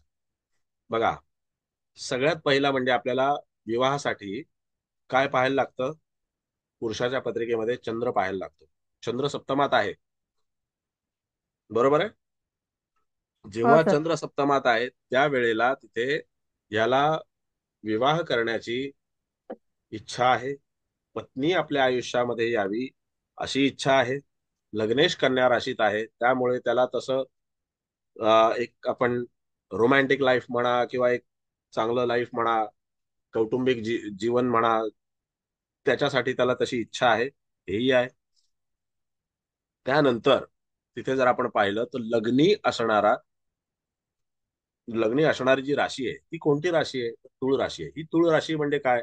तर तुळ राशी ही कालपुरुषाच्या कुंडलीमध्ये कुठे येते? तर सप्तम स्थानात येते. आणि जेव्हा आपण वैवाहिक जीवनाचा विचार करतो त्यावेळेला कालपुरुषाच्या कुंडलीमध्ये येणारी सप्तम स्थानातली राशी म्हणजे तुळ राशी, वैवाहिक सौख्याची राशी, विवाहाच्या संबंधित अभ्यासावी अशी राशी, ह्या राशीचा आपण तिथे विचार करतो. पण जेव्हा आपण त्याचा विचार करतो त्यावेळेला त्या राशीमध्ये सूर्य बुध आहे, काही त्याच्यामध्ये प्रॉब्लेम नाही. सूर्यबुध आहे, सूर्यबुध काही प्रॉब्लेम करणार नाही. पण तिथे दोन ग्रह असे आहेत की ते दोन ग्रह हे विवाह आणि वैवाहिक जीवन याच्यामध्ये तिथे अडथळे तयार करणार आहे, बरोबर आहे. मग आता इथे विवाहामध्ये अडथळा तयार करणारा पहिला ग्रह कोणता आहे? तर मंगळ आहे. मंगळाची सवय अशी असते, मग तो जर तुळेचा मंगळ असेल तर तो पहिल्यांदा ह्या सगळ्या गोष्टीकडे लक्ष देत नाही. आणि जर ऑफर आलीच किंवा जर त्याला एखादी मुलगी पसंत पडलीच तर तो तत्काळ त्याच्यामध्ये एकतर नकार तरी दर्शवतो किंवा होकार तरी दर्शवतो. तत्काळ तो, मंगळाची सवय अशी असते की तो तत्काळ हा तर हा, नाही तर नाही. पसंत आहे तर पसंत आहे, नाही पसंत आहे तर नाही पसंत आहे. बघू, सांगू, विचार करू असल्या भानगडी करत बसत नाही. मेषेचा चंद्र मेष लग्न असेल तर किंवा सप्तमेश मेष राशीत असेल तर एका झटक्यात विचार त्याच्यामध्ये तो लगेच सांगून टाकतो की हा ठीक आहे, डन, ही मुलगी पसंत आहे किंवा हा मुलगा पसंत आहे, लग्न करायचंय.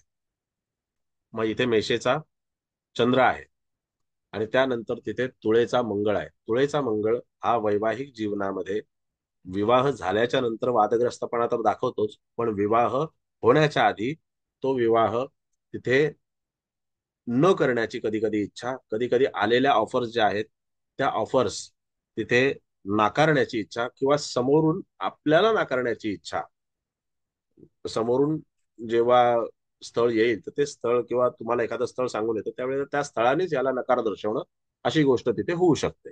आणि ती त्याच्या बाबतीमध्ये तिथे झाली असेल, जरी त्याने आपल्याला सांगितलं नाही तरी सुद्धा त्या गोष्टी तिथे झाल्या असतील. त्यानंतर लग्नी गुरु आहे आणि लग्नीचा गुरु जो आहे तो त्याच्यामध्ये तुळेचा आहे. लग्नीचा गुरु जो आहे तो तुळेचा आहे.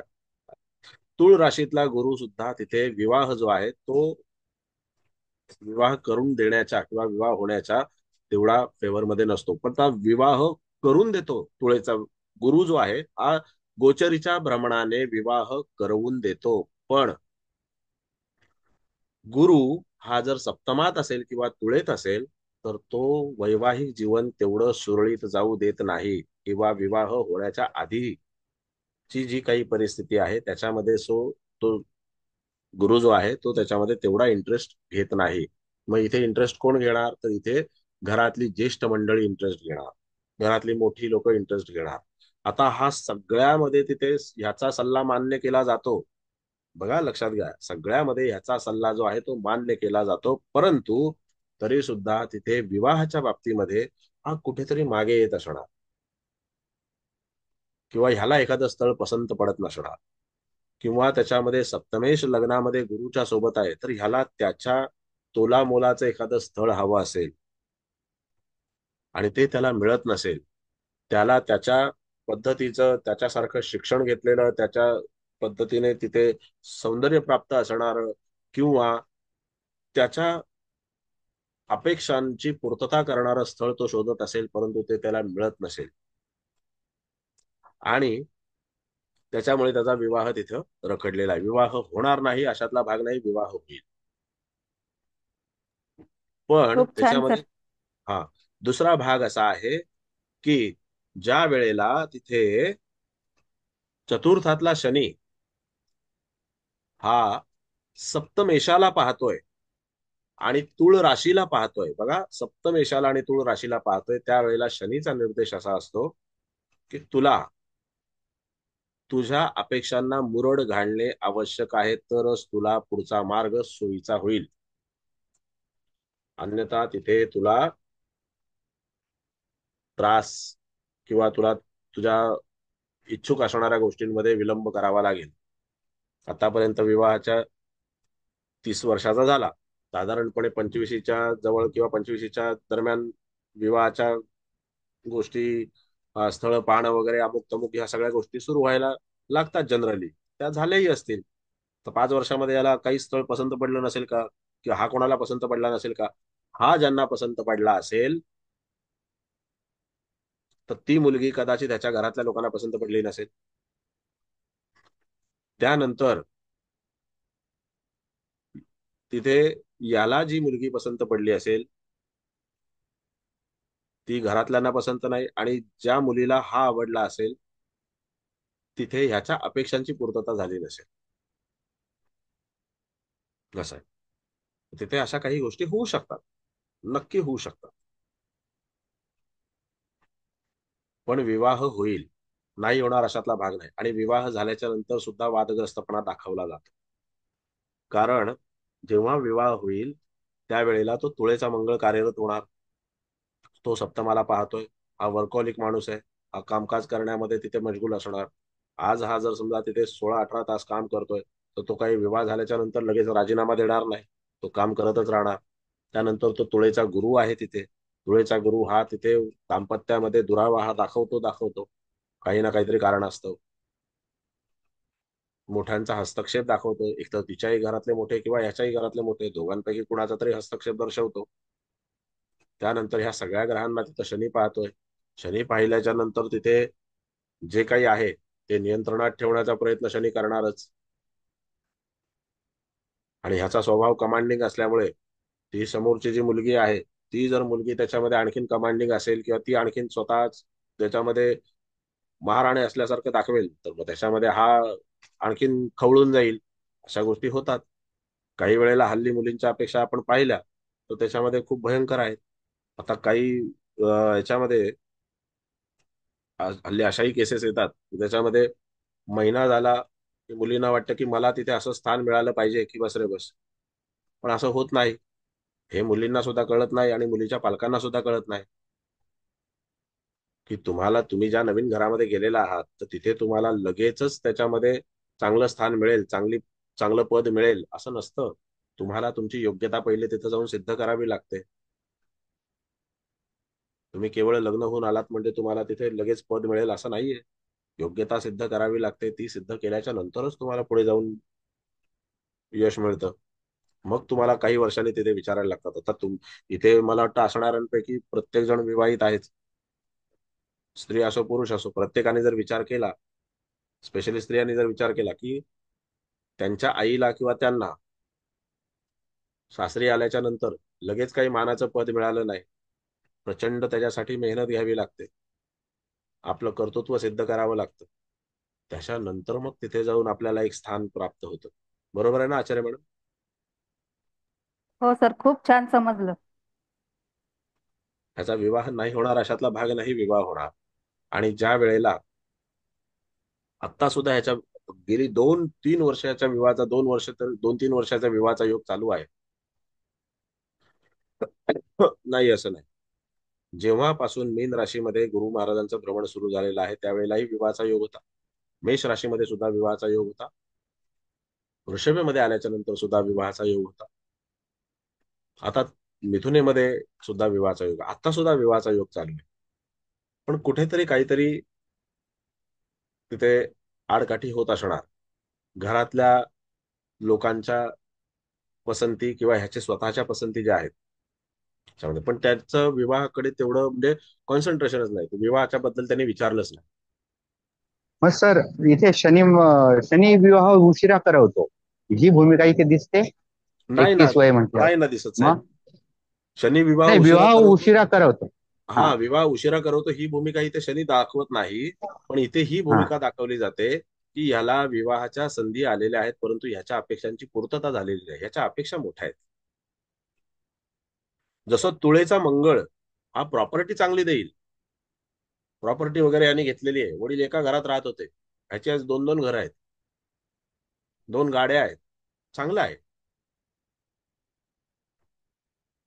2 घरं आहेत आज. वडील एकाच घरात राहत होते आणि ते सुद्धा स्लम एरिया होता, तिथे राहत होते. आज त्या स्लमचं एक त्यांना घर मिळालं आणि एक याने स्वतः फ्लॅट घेतला, म्हणजे 2 घरं आहेत.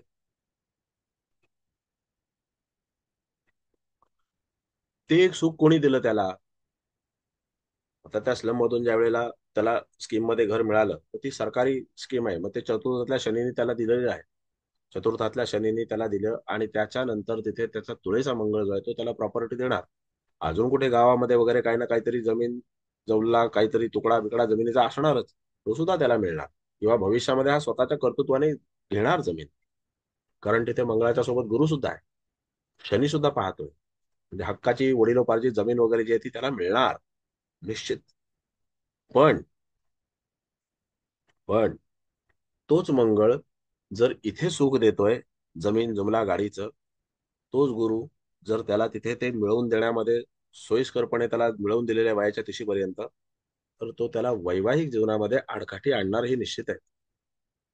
जर मंगळ या गोष्टी वेगाने देत असेल, गुरु त्याच्यामध्ये त्याला वृद्धी देत असेल, तर तिथे वैवाहिक जीवनामध्ये हे 2 ग्रह तिथे योग्य नाहीयेत. त्यात वृषभेचा केतू पण आहे. म्हणजे स्त्री जीवनात येईल, पण स्त्री जीवनात आल्याच्या नंतर सुद्धा तिथे त्याला पाहिजे तसं सगळं किंवा तिला पाहिजे तसं सगळं अपेक्षापूर्ती ज्या आहेत त्या होणार नाहीत. हा कामात मशगूल राहिला आणि ती म्हणेल की आपल्याला दर शनिवार रविवार तिथे विकेंडला बाहेर गेलंच पाहिजे, तर तसं होणार नाही. कारण स्वतःचा व्यवसाय आणि दुसऱ्याची नोकरी याच्यामध्ये हाच फरक असतो. स्वतःचा व्यवसाय असल्याच्या नंतर तुम्हाला 24 तास तिथे द्यायचे असतात. कारण हल्ली काही हे जे आयटी सेक्टरमध्ये किंवा आणखीन कुठे कुठे नोकरी करणारे जे लोक आहेत, त्यांचा विकेंड खूप धमाल मस्तीचा असतो. महिन्यातून एक तरी पिकनिक करतातच असा मला अंदाज आहे, आणि करतातच. बऱ्याचदा पाहण्यात पण असं आलेलं आहे.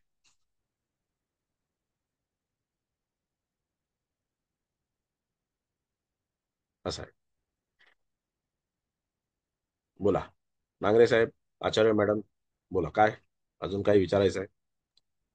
सर सप्तमात मेष रास आहे, म्हणजे मेषेच्या गुणधर्माचीच पत्नी मिळणार ना त्याला, हो असं होईल का? नक्की. पण हो नक्की नक्की, मेषेच्या गुणधर्मांची पत्नी मिळेल, बुधाच्या गुणधर्मांची पत्नी मिळेल, शुक्राच्या गुणधर्मांची पत्नी मिळेल. पण ह्या सगळ्यामध्ये त्याला कुठेतरी कॉम्प्रोमाइज करायला लागेल. त्याला कुठेतरी कॉम्प्रोमाइज करायला, कसं कॉम्प्रोमाइज करायला लागेल? आता याचा चंद्र जो आहे हा मेष राशीत आहे, सप्तमात चंद्र आहे. म्हणजे त्याला त्याच्या मनासारखीच पत्नी हवी. पण तो जर चंद्र तिथे एकटाच असता आणि त्याच्यावरती मंगळासारख्या ग्रहाची दृष्टी नसती, तर ह्या गोष्टी सहज शक्य झाल्या असत्या. पण जेव्हा मंगळ पाहतोय त्यावेळेला त्या अपेक्षांची पूर्तता होण्यामध्ये थोडीशी मारामारी होणारच. पण तिथे गुरु सुद्धा पाहतोय. मग गुरु पाहताना त्याला तशी स्थळं आणत असेल, पण गुरु त्याला तशी स्थळं जेव्हा आणतोय त्यावेळेला तो गुरु स्वतःच तुळ राशीमध्ये आहे ना. मग जेव्हा गुरु सारखा ग्रह तिथे तुळ राशीमध्ये आहे, त्यावेळेला तो त्याच्या घरातल्यांची म्हणजे त्याच्या आई वडील किंवा जे घरातले कोणी ज्येष्ठ लोक असतील, तर त्यांची मर्जी कदाचित तो तिथे राखत असेल, कदाचित तो त्याच्यामध्ये इंटरेस्ट दाखवत नसेल. तुळेचा गुरु जो आहे हा वैवाहिक जीवनामध्ये तेवढा स्वारस्य असलेला नसतो. तुळेच्या गुरुला तेवढं वैवाहिक जीवनामध्ये स्वारस्य नसतं. आलं लक्षात? त्यानंतर तिथे त्याची पत्नी ही शिक्षित असेल, कारण तुळेमध्ये गुरु आहे, तुळेमध्ये मंगळ आहे, तुळेमध्ये सूर्य आहे, तुळेमध्ये बुध आहे. सुशिक्षित असेल, ती दिसायला सुंदर असेल, बरोबर आहे, कारण सप्तमामध्ये चंद्र आहे, दिसायला ती सुंदर असेल, थोडीशी लठ्ठ असेल, आर्थिक दृष्टिकोनातून सक्षम असेल, कारण आता हा स्वतः आर्थिक दृष्टिकोनातून सक्षम आहे, म्हणजे हा काही त्याच्यामध्ये अशी तिथे आर्थिक दृष्टिकोनातून कमकुवत असलेली मुलगी पाहणार आहे का? तर तसं तो पाहणार नाही. पण त्याला स्थळही तसंच येईल. पण जेव्हा ह्या सगळ्या ग्रहांना शनी महाराज पाहतायत, त्यावेळेला शनी महाराज काय म्हणतात, ते त्यांचीच भूमिका मांडणार. कारण हे चारही प्लॅनेट्स, त्यानंतर एक राशी आणि एक स्थान शनीच्या नियंत्रणामध्ये असल्यामुळे तिथे शनी महाराज या स्थानाला, या राशीला आणि या ग्रहांना अशा पद्धतीचं हे करणार की बाबा तुम्हाला कॉम्प्रोमाइज करणं गरजेचं आहे. एक तर ती दिसायला सुंदर असेल पण शिक्षण व्यवस्थित नसेल, एक तर ती शिक्षण व्यवस्थित असेल पण ती दिसायला सुंदर नसेल, किंवा त्याच्यामध्ये तिच्या घरची सगळी परिस्थिती चांगली असेल, सगळं काही असेल, पण मुलीचा स्वभाव थोडासा विचित्र असेल, तर तिथे त्याला कॉम्प्रोमाइज करायला लागेल. हेही लक्षात घेतलं पाहिजे. पण तूळ राशीमध्ये एवढे ग्रह आहेत, हा मनुष्य विवाह होणार नाही असं नाही, विवाह होईल, पण विवाह झाल्याच्या नंतर हा कौटुंबिक विवंचनेमध्ये कुठे ना कुठेतरी त्रासामध्ये अडकणार, वैवाहिक जीवनाच्या संकटांमध्ये अडकणार, एवढं नक्की आहे. सगळ्याच गोष्टी सगळीकडे व्यवस्थित मॅनेज होत नाहीत, पण जोडीदार तसा जर त्याच्यामध्ये कॉम्प्रोमाइज करणारा किंवा जोडीदार जर तसा समजदार मिळाला तर सगळ्या गोष्टी व्यवस्थित होतील. तर जोडीदारांनी जरी सगळ्या गोष्टी व्यवस्थित मॅनेज केल्या, समजूतदार मिळाला की बाबा माझा नवरा काम करतोय, तिथे तो स्वतःच्या साठी नाही तर आपल्या सगळ्यांच्याच साठी तो प्रगती करतोय, तर तिथे तो जोडीदार समजून घेईल. पण त्यानंतर तिथे लग्नी असणारा जो गुरु आहे, हा लग्नी असणारा गुरु काही ना काहीतरी त्याच्यामध्ये कुरापती करणार. कदाचित त्या मुलीकडून अतिरिक्त अपेक्षा, अतिरिक्त शिस्तीच्या म्हणा किंवा आणखीन कुठल्या अपेक्षा म्हणा, त्या त्याच्यामध्ये त्याच्या कुटुंबातल्या लोकांकडून होऊ शकते, किंवा तिच्या कुटुंबातल्या लोकांकडून, बघा तिच्या कुटुंबातल्या लोकांकडून या मुलाच्याकडून अशा अशा अपेक्षा पूर्ण झाल्या पाहिजेत किंवा अशा अशा गोष्टी पूर्ण झाल्या पाहिजेत अशी अपेक्षा असेल, तर तिथे कुठेतरी वादाला कारण ठरणार. कारण तुळेचा मंगळ आणि तुळेचा गुरु हे दोनही ग्रह, त्याच्यामध्ये मंगळ वाद दर्शवतो, गुरु जो आहे तो मोठ्यांचा हस्तक्षेप दर्शवतो. आता ह्याच्याकडून वाद होईल असं माझं मत, ह्याच्या कुटुंबाकडून वाद होईल असा खूप कमी त्याच्यामध्ये हे आहे. पण जी व्यक्ती ह्याच्या जीवनामध्ये येईल, जी मुलगी ह्याच्या जीवनामध्ये येईल, तिच्या कुटुंबाकडून तिथे वादाची अपेक्षा दर्शवली जाते. तर त्याची दोन कारण आहेत. एक तर त्याच्या सप्तमाचं त्याच्या सप्तमाचं धनस्थान म्हणजे अष्टम स्थान, वृषभ राशी, बरोबर आहे, तिथे काय केतू आहे, तर हा त्या लोकांपासून जास्तीत जास्त अलिप्तच राहण्याचा प्रयत्न करेल. पहिला भाग. तिथे याला त्रासदायक कोण ठरतील, तर त्याच कुटुंबातल्या म्हणजे त्याच्या सासूरवाडीतल्या स्त्रिया याला त्रासदायक ठरतील. ते सासू असेल का, मेवणी असेल का, अजून कोण असेल. त्यानंतर त्या वृषभ राशीला तिथे मंगळ पाहतोय, सप्तमाला पण मंगळ पाहतोय आणि वृषभ राशीला पण, त्या म्हणजे अष्टम स्थानाला पण मंगळ पाहतोय. अष्टम स्थान हे सासूरवाडीचं स्थान, म्हणजे तिथे वादंग ठरलेला आहे, बरोबर. त्यानंतर कालपुरुषाच्या कुंडलीमध्ये येणारी वृश्चिक राशी ती राहूयुक्त आहे, तिथे सुद्धा काहीतरी संदिग्धपणा दर्शवला जातो. आणि ह्याच्या लग्नी मंगळ आहे, ह्याच्या लग्नी गुरु आहे, ह्याच्या लग्नी सूर्य आहे, ह्याच्या लग्नी बुध आहे, ह्याची मेष राशी आहे. हा तिथे तू तडाक करणार हे नक्की आहे, काहीतरी होणार हे नक्की आहे. त्यात तुळेचा मंगळ आणि शनीची दृष्टी तुळ राशीवरती. मग तिथे कदाचित प्रकरण जे आहे ते पुढे जाऊन विभक्त होण्याच्या पर्यंत पोहोचू शकतं. कारण षष्ठात शनीची दृष्टी आहे. तुळेच्या मंगळाला आणि तुळ राशीला शनी पाहतोय आणि त्यानंतर तिथे षष्ठ स्थानावरती शनीची दृष्टी आहे. म्हणजे कायदेशीर माध्यमातून पुढे जाऊन काहीतरी विभक्तपणा येण्याची चिन्ह दर्शवली जातात. व्यक्ती जो त्या विवाहापासून दूर आहे तर त्याची इच्छा नाहीये, किंवा ज्या वेळेला त्याची इच्छा होईल त्यावेळेला त्याने कॉम्प्रोमाइज करावं. आणि सगळ्यात महत्वाचं म्हणजे दोघांनीही आपापल्या घरातल्या लोकांना आपल्या वैवाहिक जीवनामध्ये हस्तक्षेप करायला देऊ नये. काय दोघांनी तुम्ही तिथे वाद करा, विवाद करा, हसी मजाक करा, सगळं काही तुम्ही दोघांनी करा, पण त्याच्यामध्ये तिसऱ्या व्यक्तीला तिथे आणू नका. तिसरी व्यक्ती येईल त्यावेळेला तिथे त्रासदायक गोष्टी होतील, हे निश्चित. ओके. खूप सुंदर सर. धन्यवाद. चला, जय श्रीराम. जय श्रीराम सर. जय जय श्रीराम. श्रीराम सर. जय श्रीराम सर. जय श्रीराम.